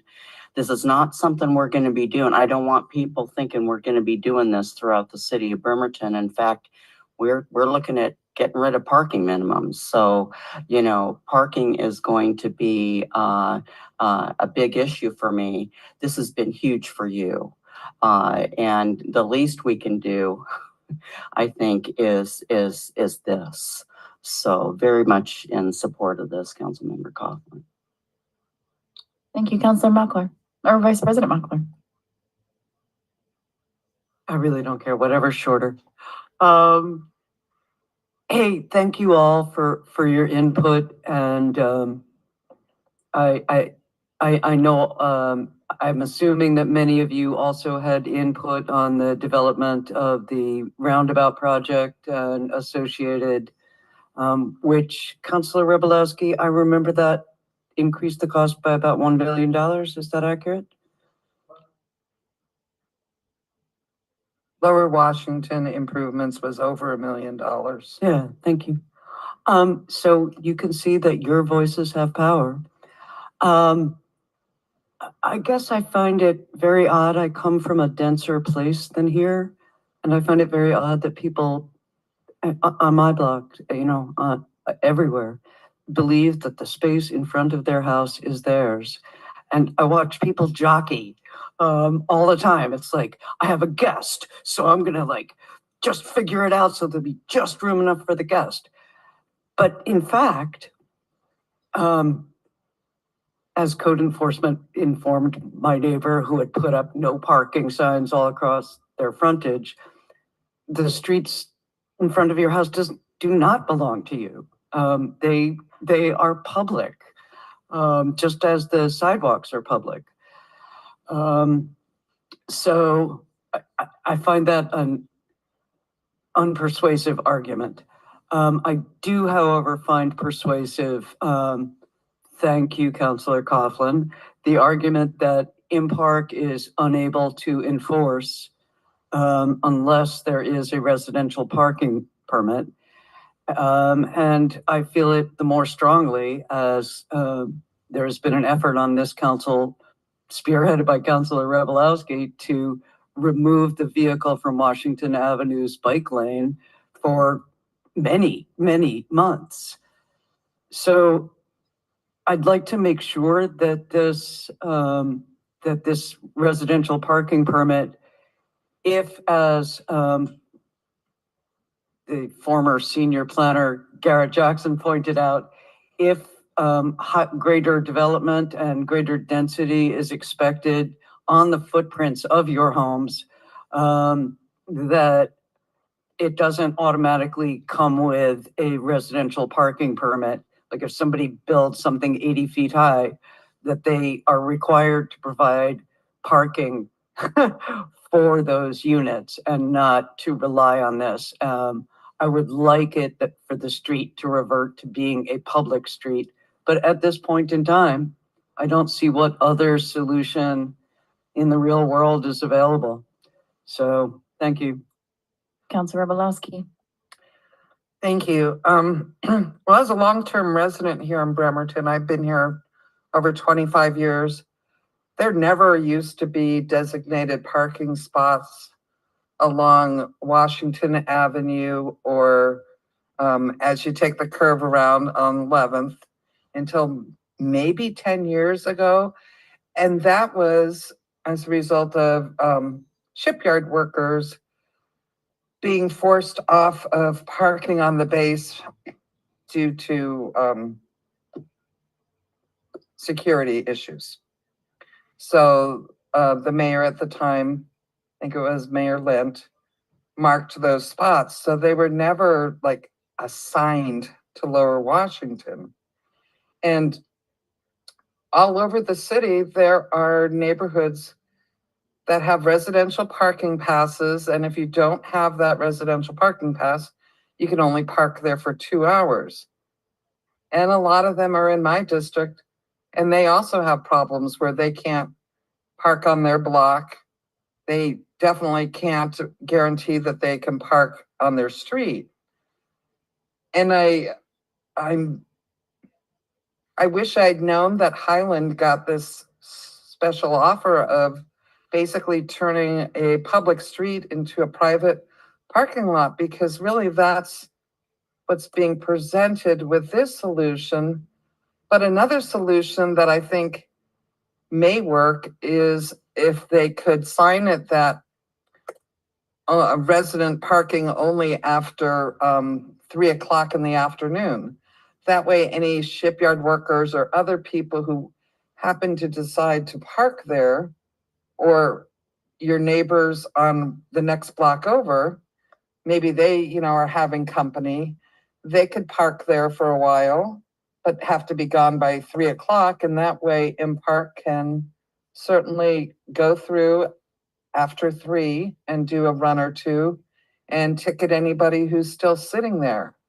But the residents put a huge investment down on Lower Washington, rebuilt all your sidewalks, repaved the roads. That is not standard practice for any of our residential streets in the city. Unless, if there's a sewer line that broke, then maybe they would repave the street, but it's not a private street, it's a public street. So as far as just making it 24 hours a day, resident only parking, I am not in favor of that. Councilor Goodnow. And I apologize for missing last Wednesday's study session. I have a couple of questions. Ms. Monroe might be the best, but Councilmember Coughlin might have this. The first question was, when we keep referencing Highland Avenue, is the entire length of Highland Avenue permit only? Mm-hmm. Yeah, from my understanding, and I see Ms. Monroe nodding. And Ms. Monroe is, thank you, nodding. Okay. And did that happen when Spyglass went in? Does somebody know? Because we're gonna call Miss Monroe up for you. How does that come sound? on down. Because I've had friends on Highland for years and years, and I've never even noticed that was an issue. Do you know do you know how long Highland Avenue has been permit only? I would say at least since April of 2013. Okay.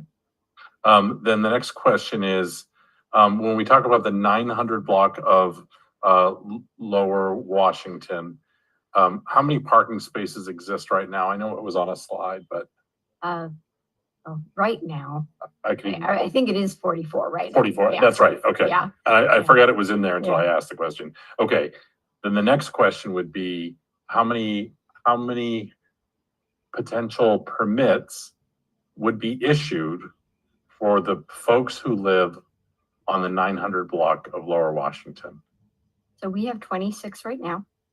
Permits or residents? 26 permits. Permits. And we are not expecting a change in that. So we've got 26 permits and 44 spaces, and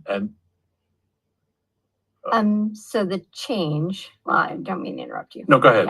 I think the change will be that currently our enforcement period is limited to 7 a.m. to 7 p.m. Yeah. 5 a.m. to 7 p.m.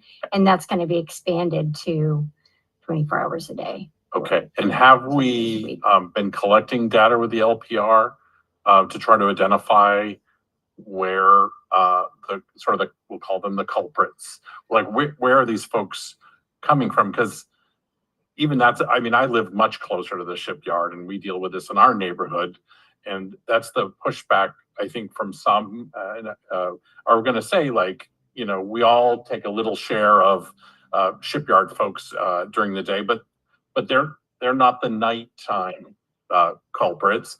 And I believe folks sleep in cars. I mean, I know they do, but I'm guessing there's not 20 folks or just 18 folks sleeping in cars on Lower Washington at any given point. So just trying to, I want to make sure that the solution is going to take care of the problem. And so that's where I'm getting at with those questions. Sure. So I think it was mentioned by someone else that this area has the shipyard as a parking generator, but it's also a straight shot down to the ferry.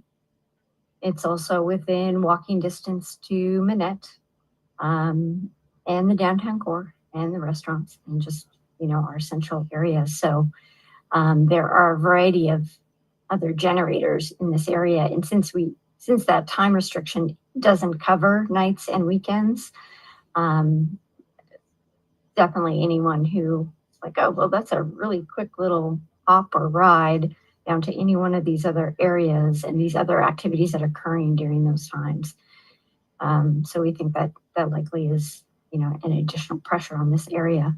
So changing the times will have the biggest impact. Just expanding that time is going to have the biggest impact. The second area of impact is making it residential means InPark needs to do just one run through instead of going through once and then coming back an hour later or 2 hours later or 3 hours, 4 hours later. There are options within the code right now to simply expand the hours and change to a 1 hour time frame. But that does require more enforcement. It is a residential area that's outside of their downtown core, but is heavily impacted by it. That is the most efficient means for InPark to enforce.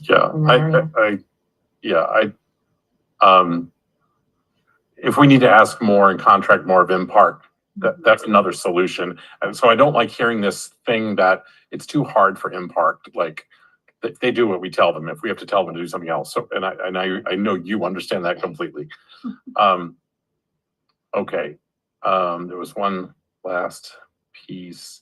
I don't want to see the opposite happen too. I don't want to see 26 cars parked on the 900 block and 18 empty spaces, right? Because now there's possible people who live just north of the 900 block, or even somebody who used to park in a bike lane is going to need to find a parking spot. So we want to make sure, because let's also realize that a lot of those folks where we've been talking about in this Washington Avenue bike, there's no on-street parking for those folks, right? So we just want to make sure that we're not also creating other problems. I liked Councilor Rybolowski's idea of messing with the times a little bit, just making it much more stricter on resident parking, or I don't know if that solution's not in front of us and hasn't been looked at, but I would support that. Just to be clear to the residents, I really support solving this problem. I just want to make sure we do it the right way. This is also the kind of thing that's really hard for us to step back on, right? When we go in this sort of absolute on something, it's really hard for us to come back. So as chair of parking too, I just want to, we didn't, because of this involved other folks, we didn't go through the parking committee with this, or the finance and parking committee. I think that's all I have for this go round. I'll stop talking. Thank you. And thank you, Ms. Monroe, for your answers. Councilor Coughlin. Thanks. No, and I appreciate all these concerns and comments. And yeah, I think it was due to quorum restrictions, we couldn't bring it to the committee. So I kind of want to ask Ms. Nolan a question, living on the street, if she's willing to come up. So although there's a certain number of permits assigned at the moment, there's about 35 residences along this road. And it's my understanding that most people have maybe one vehicle per residence. And this is where you know the community. Some people have more than one. There are some units in there that are multi-dwelling units. And so it's my understanding from our discussions that if this passes, more people would be applying for these permits, that essentially you've counted the number of residents and vehicles along that street. And my understanding is that that number it's not 20 something. It is probably above the 44 we're talking about, correct? They're full. Yeah. So there is, so Bert, and I don't remember his last name, I'm sorry, but he owns those 3 pieces of property. And he had the vision years ago when he built or had purchased those homes to get that additional lot. So he has 8 spaces for his residents. So they've got some place to park. And then the other residents that aren't part of that 8 space, those might be people that are there for a shorter period of time. They have parking permits. So what we find are that we don't have an alleyway because we've got the Washington Narrows behind us. We have no other option. And we also want to say, we didn't ask for those fancy sidewalks. We're nice that they're there, but that wasn't an ask that came from our group. Our group asked for parking. So I just want to get that on the record for everybody. We didn't ask for those improvements. So I don't know if I answered your question. So I think the question is, talking to all your neighbors along Lower Washington there, there's more than 20 something cars that belong to the residents, right? I mean, the number is close to 9. I'm seeing head nods, and right. Yeah, and then that street would be filled by just the residents that are parked there. Because Councilor Goodnow's point, I think, is a good one. We don't want to see the street half empty all the time. But we're going to get, right. No, we don't want that either. But it's my understanding there are definitely enough vehicles just from the residents alone. Oh, in Mike's building have cars. Pardon me? He has 7 units. 7 units, so, apartment only. So there's those 7. And then as you go down, I can only just speak for my home. So I can have 4 permits for my home because I have two separate, I have a full apartment downstairs and then where I live upstairs. So each residency can have 2 permits. So with the 34 residencies that are there, that includes all the multifamily homes, that would be 68 permits that people could be applying for. So in the future, people moving into the area may not be able to have a place to park because we just don't have enough space for that. Thank you. That was the math I was looking for. So I appreciate it. And I think to answer a good concern about, well, I'll just say it now. I think absolutely great concerns that, and promises that we can't be doing this all throughout the city. And absolutely, it's a public street, so no one gets a designated space. This is my space in front of my house and I get a park there. Not the case. It's every time you repark, it's just along the stretch of the entire road and you have to look for a space in there and you and your neighbor may be trading off day to day. But yeah, I'll just reiterate, this is a really unique geographic section of city and a really unique situation where we've had this massive construction project that resulted in such a loss of current parking. And I personally think that's different and separate than, hey, we're going to build a lot, more density in other places of the city and we need to think about long-term parking impacts. This is kind of a really sudden change to this section, so. All right, thank you. Mr. Sorensen, can we bring up part of his presentation, the aerial view of Washington Ave?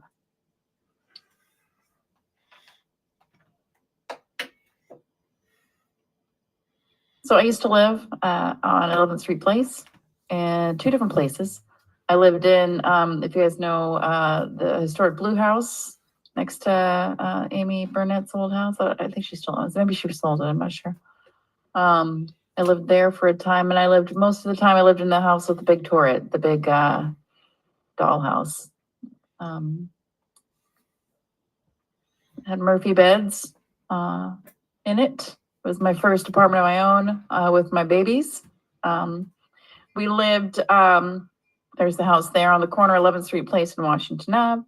And I can attest that there's definitely some shady business that happens at nighttime. It's actually why my neighbors and I did a community art project on that block at nighttime. And that was back in 2005, 2006, much to the chagrin of Public Works and the city of Bremerton that actually gave me a graffiti charge for public art. But anyway, that's what I really, and I had my spot right on 11th Street Place in front of that house. It was inconvenient when I didn't have my spot in front of the place. And that house itself and that area, that corner has the benefit of having some pull-in parking, some driveways that people can pull into. I'm a little torn on this issue because I do see, and Ms. Nolan mentioned it, that there's no alleyway here that people can park on, but this is a tough issue. Highland. Now, when we're talking about Highland, we're not talking about the Highland Avenue that's near 11th Street Place, correct? That has the residential parking only. We're talking about the Spyglass side, not the Highland Avenue. Correct. I believe it's in that picture where you see 11th Street. I believe permit only starts there and goes all the way towards downtown.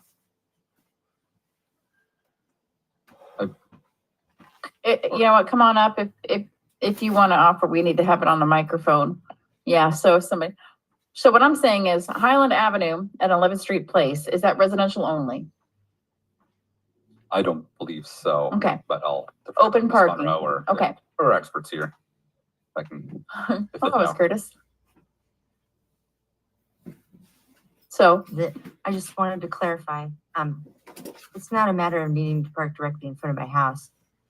This area is already congested. It was already congested, and I had a parking pass already. I can park within 2 blocks. I can't just go down the street and park. I can try, and then if that's not available, I go around the corner, and then I go up, and if I'm lucky, I'll stay within that 2 blocks. I can only go in one direction because if I go towards the ferry, there's no parking. That's a main thoroughfare. So I can only go in the other direction, and it's tight. I have parked at the park in the little area where they used to have dumpsters because I don't want to get up every 2 hours to move my car in the morning, right? If I'm working nights. So that's my concern. I'm not trying to park in front of my house every time. Sometimes I can't stay within the 2 block radius because it's so congested. So that was just the point I wanted to make. 2 block. Thank you for bringing up the 2 block radius. Ms. Ms. Monroe, I do have a question about parking procedures so I can understand this. Thank you for coming back up. I know I like to be back of the class too. All right, so 2-block radius, how is that enforced in an area that's not linear?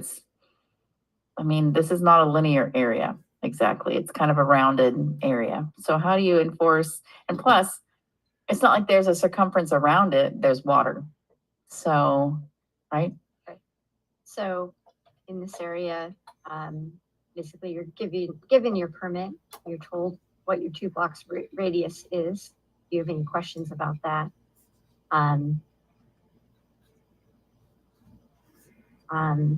There are, I will just say that in this area, there are likely people that are skirting the permitting process. We don't know how many that will be, but there are likely some. So that could increase the number of permits that we have on this block, but we just don't know what that is. So it may also not change because we have multifamily units there that are permitted, we believe, to a full amount, but potentially not. So how is that enforced? I guess the best way that it is enforced is we have zones within our LPR unit.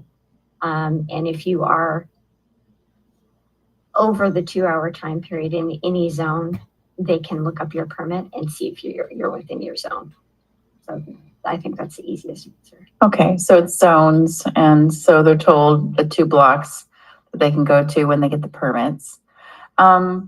And I do remember, let's see, I lived there, I'm trying to think the years. 2005, 6, 7, 2005, 6, 7, somewhere around there is when I lived there. And I think I'm remembering the history about those spots. I think those spots were up there back when I lived there, and those along Washington Avenue as it curved around. I think those spots were there. People park there. People definitely park there.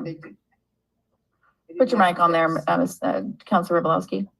People may have parked there, but they didn't have ticks on it to make it look like an official parking So spot. it wasn't official. And so I think that, and I just wanted to find out, it sounds like we have the capacity on that block to have more parking permits than we have spots. So I guess the answer is that they have the 2-block radius. If everybody gets a residential parking pass, they have a 2-block radius where that's where the overflow would go to. So that's how that makes sense. And Anna wants to clarify, or Vice President Mockler wants to clarify something for me. It could just be Veep. That's really short. Veep. Yeah. Go for it. So the 2 blocks, so free parking was offered to the residents of Lower Washington Avenue at the Washington Avenue garage. Is that what someone said? So I want to make sure that you're not taking my time, but I thought you were clarifying. Oh, no, I wanted to make a comment. Okay. And I think that it was. I'll wait until you're done. It was at a discounted rate was offered at the parking garage. Correct. Only during construction. Correct. Only. Okay. Okay. City Attorney Fennel, is this a breach of quorum to kick this back to finance parking investment at this point in time?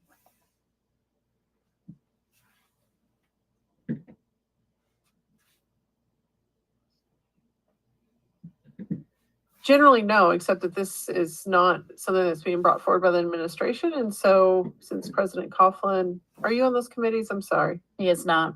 Yeah, No, so I'm not. it wouldn't really, he wouldn't be able to go and advocate for it, and it's his proposition. Does that make sense? So it would just be there being discussed. We could go back to study session though. Or to study session. Okay. I propose, my personal feeling is that this should go back to study session rather than a vote, because I don't want to do a disservice of deciding right now when it feels like there's still some conflicting feelings about it. With that, I'm going to go ahead and close my comments. Let's do one other round, and then I'm going to do a temperature check on this. But my personal preference is to kick this back to another study session. that way, hopefully we'll have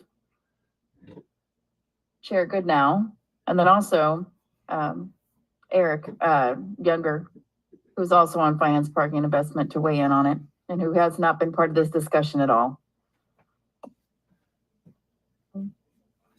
Veep. I move to postpone resolution number 3387 to a future study session within 30 days. Is that accurate, Angela? Has to be within 30 days? Okay, good check.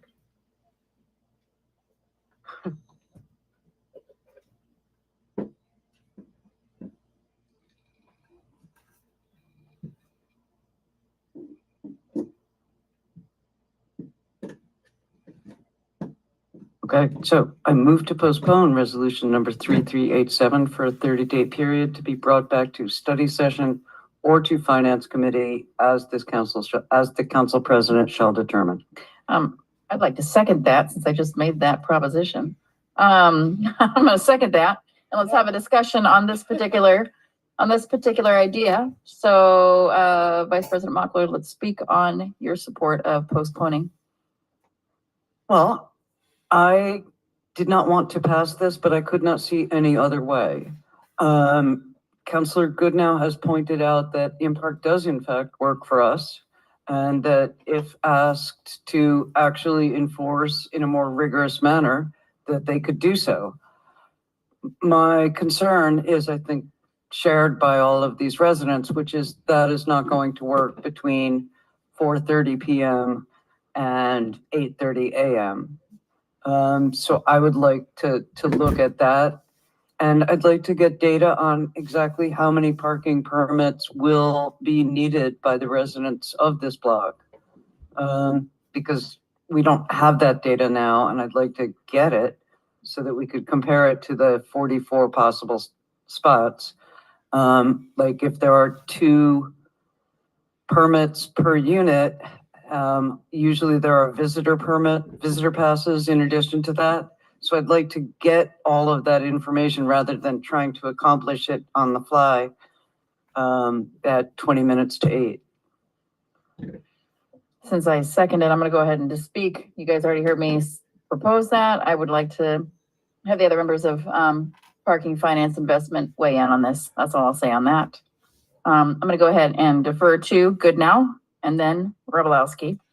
I think things that I would now. Apologies. Okay, things I would like to see is I would love to see the new drawings, the city drawings for the actual spaces that are there, because I'm looking at these old photos and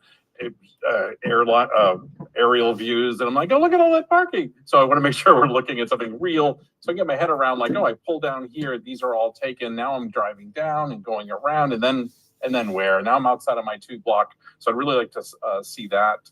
And then definitely interested in sort of when I asked how many permits, I wasn't looking for current permits. I was looking for that number of how many eligible permits could be issued in that area.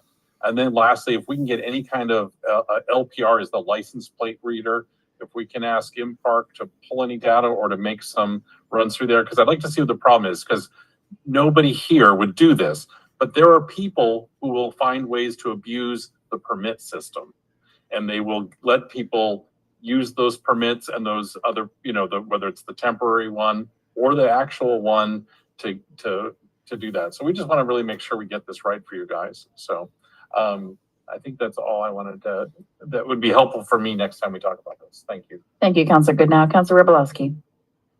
I'd like to see if, I definitely want it to go back to a study session, but I would like some advice from Ms. Monroe if we could make a parking zone that after 3 o'clock, it'd be residents only and maybe not weekends, but I don't think we should go 24 hours 7 on any public street. So I'd like her to look into that to see if that's possible. So does Ms. Monroe need to, she doesn't need to come up now and answer that? Okay, thank you. Study session. Councilor Coughlin, and then Councilor Fry, do you have something to add to it? Okay, Councilor Coughlin, then I think we'll do a little vote. this, on the amendment. I'll just keep it brief that, I respect the council's concerns here. I think there's a bit of overthinking going on. This, this was a concern the residents raised. We worked with our expert staff member. This was the solution that was presented. This was the solution the expert staff member said would work. There are 44 spaces on there. They are not specifically marked as designated. They're not, spray painted on there. There's no specific markings, but there's up to capacity for 44. There's definitely more than 44 cars in the street that belong to residents. So it will be used. It's desperately needed. Anyway, I'm gonna ask that you just pass it now, but if you're gonna vote no on it, then I prefer you go back to study session to consider it further. But I just request just pass it tonight. I think this is pretty simple. So I think we're going to go ahead and take a vote on the motion to postpone And this would be a motion to postpone. for study session, Study session. not to kick it back to Okay. Are committee. we going to select that date of the study session? We say within 30 Oh, yeah. days. We have a study session on October 8th. Right? Is that right? We actually Or is it don't have one on October 8th. We have one on October 9th. 9th? Yeah. Let's make, you know what, y'all? Miss Monroe, would you be prepared to come to a study session next week? I'd like to just come back next week and do it. Yep, So next week, September 25th? September 25th. Okay. It's important to the residents, so let's get it done. Okay. So to postpone for the study session on September 25th. So for this amending motion, Robolowski, Yes. good now? Yes. Mochler, Yes. Fry, Yes. Coughlin, No. Chamberlain. Yes. Motion to postpone Okay. passes. And so there's no need to, what do we do for the other motion that's on the table now for voting? It's just dead because we postponed? Wouldn't correct. Okay, so that one is dead, so we have postponed. We're gonna do this next week and try to get this done right as soon as possible. So I think with the absence of information, a lot of us might have voted no tonight, but let's see what happens next week, okay?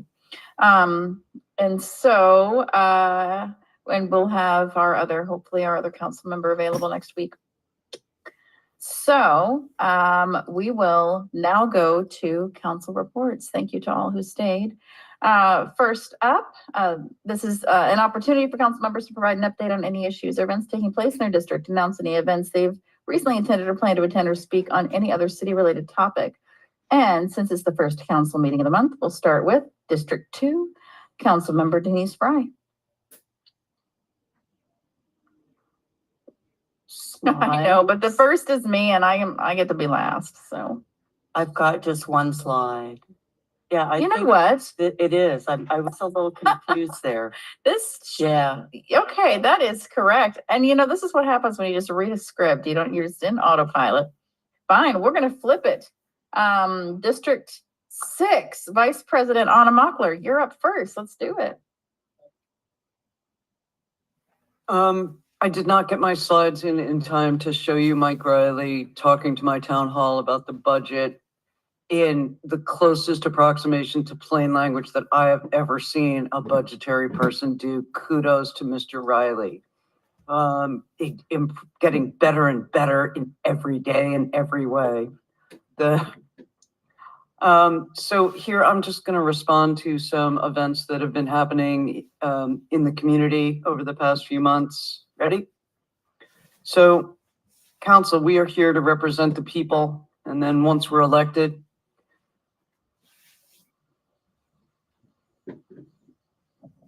so Please continue. I will. I'm going to now. Once we're elected, we talk to staff more than we do to constituents.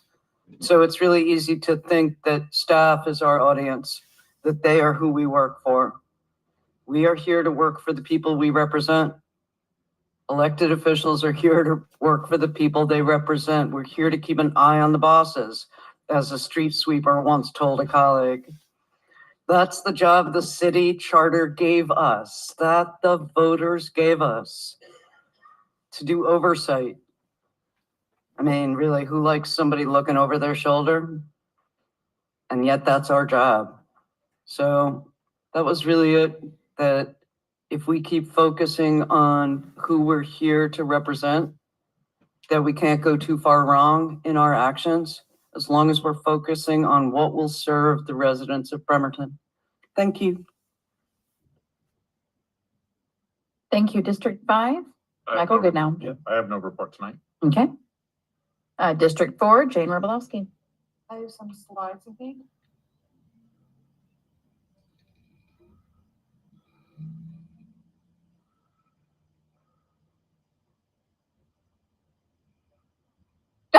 So,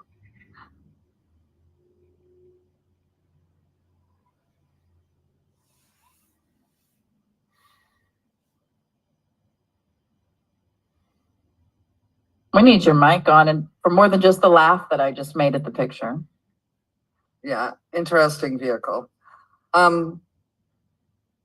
So after tonight's passage of the ordinance to eliminate any parking in marked bike lanes, the mayor is directing staff after the 10 days of publication, which will be this Friday. They will take down the signs that say loading zone, and they'll put up delineators so nobody can park in that cutout. And eventually, when we have money, we'll repair that curb line, but it's not really needed with these new improvements.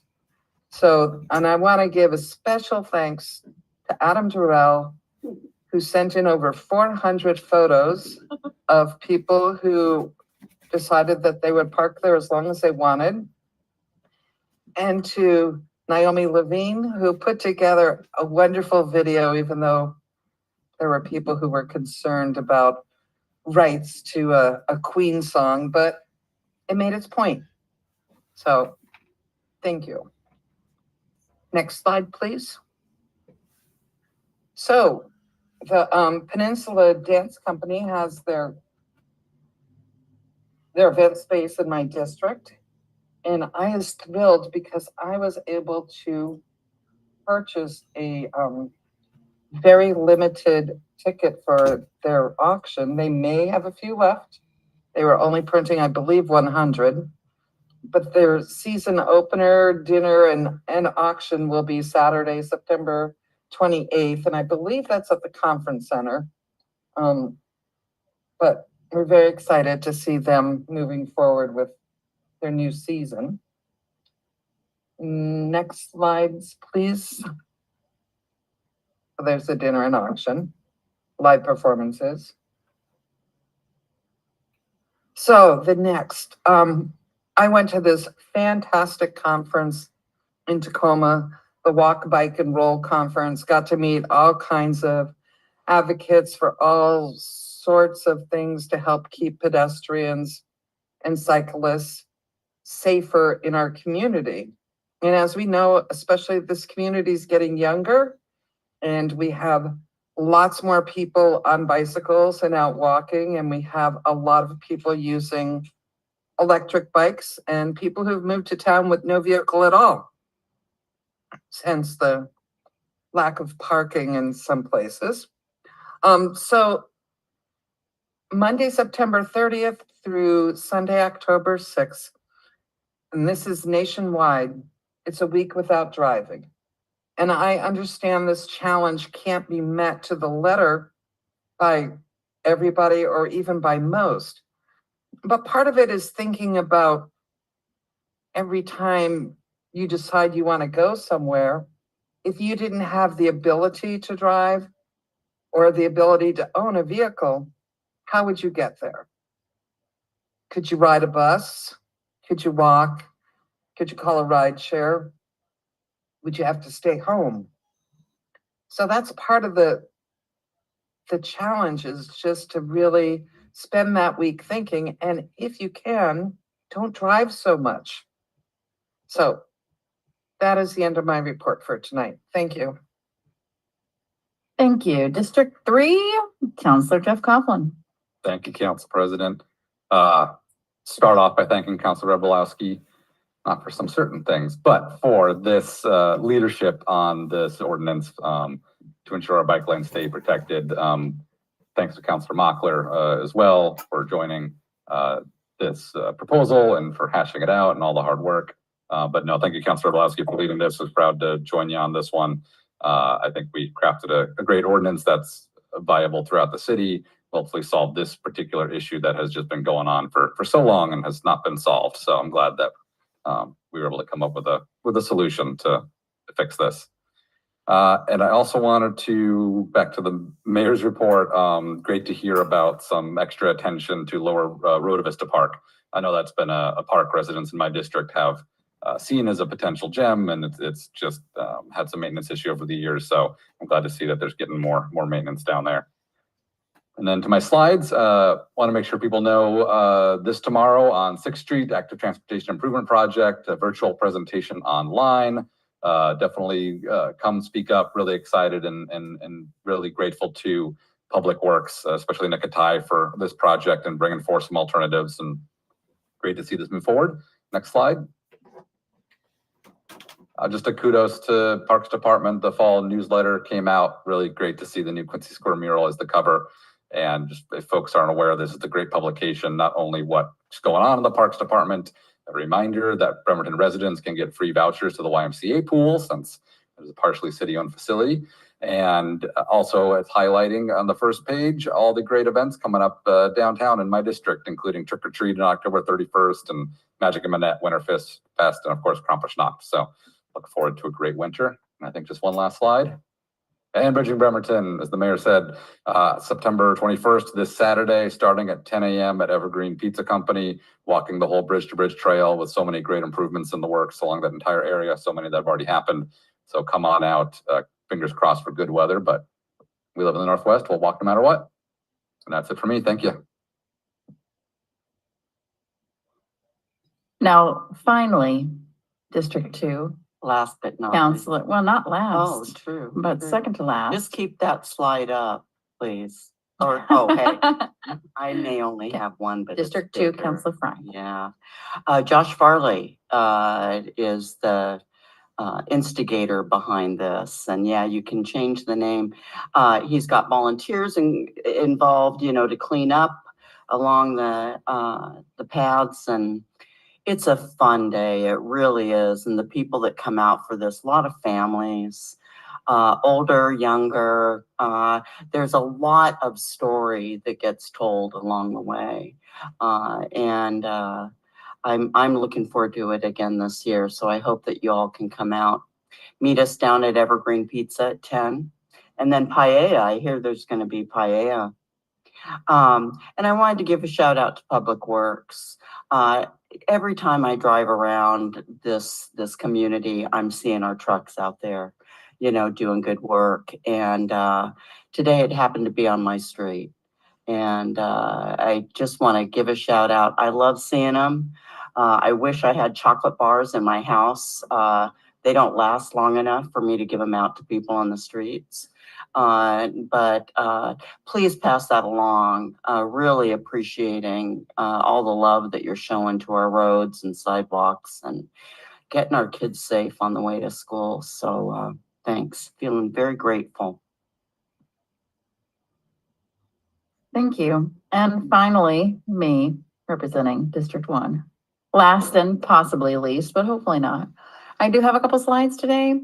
So there is a presentation on Friday, and it's sponsored by the Washington Recovery Alliance Salish Recovery Coalition, which, as you know, is one of our agencies that we support, the Kitsap Public Health District and Olympic College. Addiction isn't choice, compassion is. So basically, it's a story about addiction. And so there's a lot of special guests that appear in this movie, but also appearing in person. We'll have Representative Tara Simmons, Representative Greg Nance, and Representative Lauren Davis, who is featured in the film. There'll be resource tables and food for those who pre-register. Parking is available and free throughout the event. So it's going to be at the William Harvey Theater. So it's Building 7, I believe the Arts Building. And doors open at 5, film screening at 6:15, and that's this Friday, the 20th. And then the next slide is, hey, look at this. It's time for the Warren Avenue Bridge cleanup. Something that we did approve in our consent agenda is I believe our ILA with this very program that we sponsor, that sponsors the cleanup program, the Kitsap County Litter Program, meeting at Cafe Perfetto this Saturday, the 21st at 8:30 a.m. The cleaning starts at 9 o'clock. Come get a free cup of coffee, a free donut, and a free t-shirt. Look at all these great sponsors. The next cleanup events will be October 19th and November 16th. And then they do stop for the season because it is a little miserable outside. I believe that's all I have. That's the end of my report as well. So what we're going to do here, we are going to go for an executive session where action is anticipated pursuant, and I hope that the numbers are correct, pursuant to RCW 42.30.1101I. We're going to take 20 minutes for this pending litigation executive session. We'll come back and take action. But before the 20 minutes, let's see, it's 8 o'clock. We're going to take a 10-minute break, which means we're going to come back and take action at 8:30. Thank you. Recording stopped.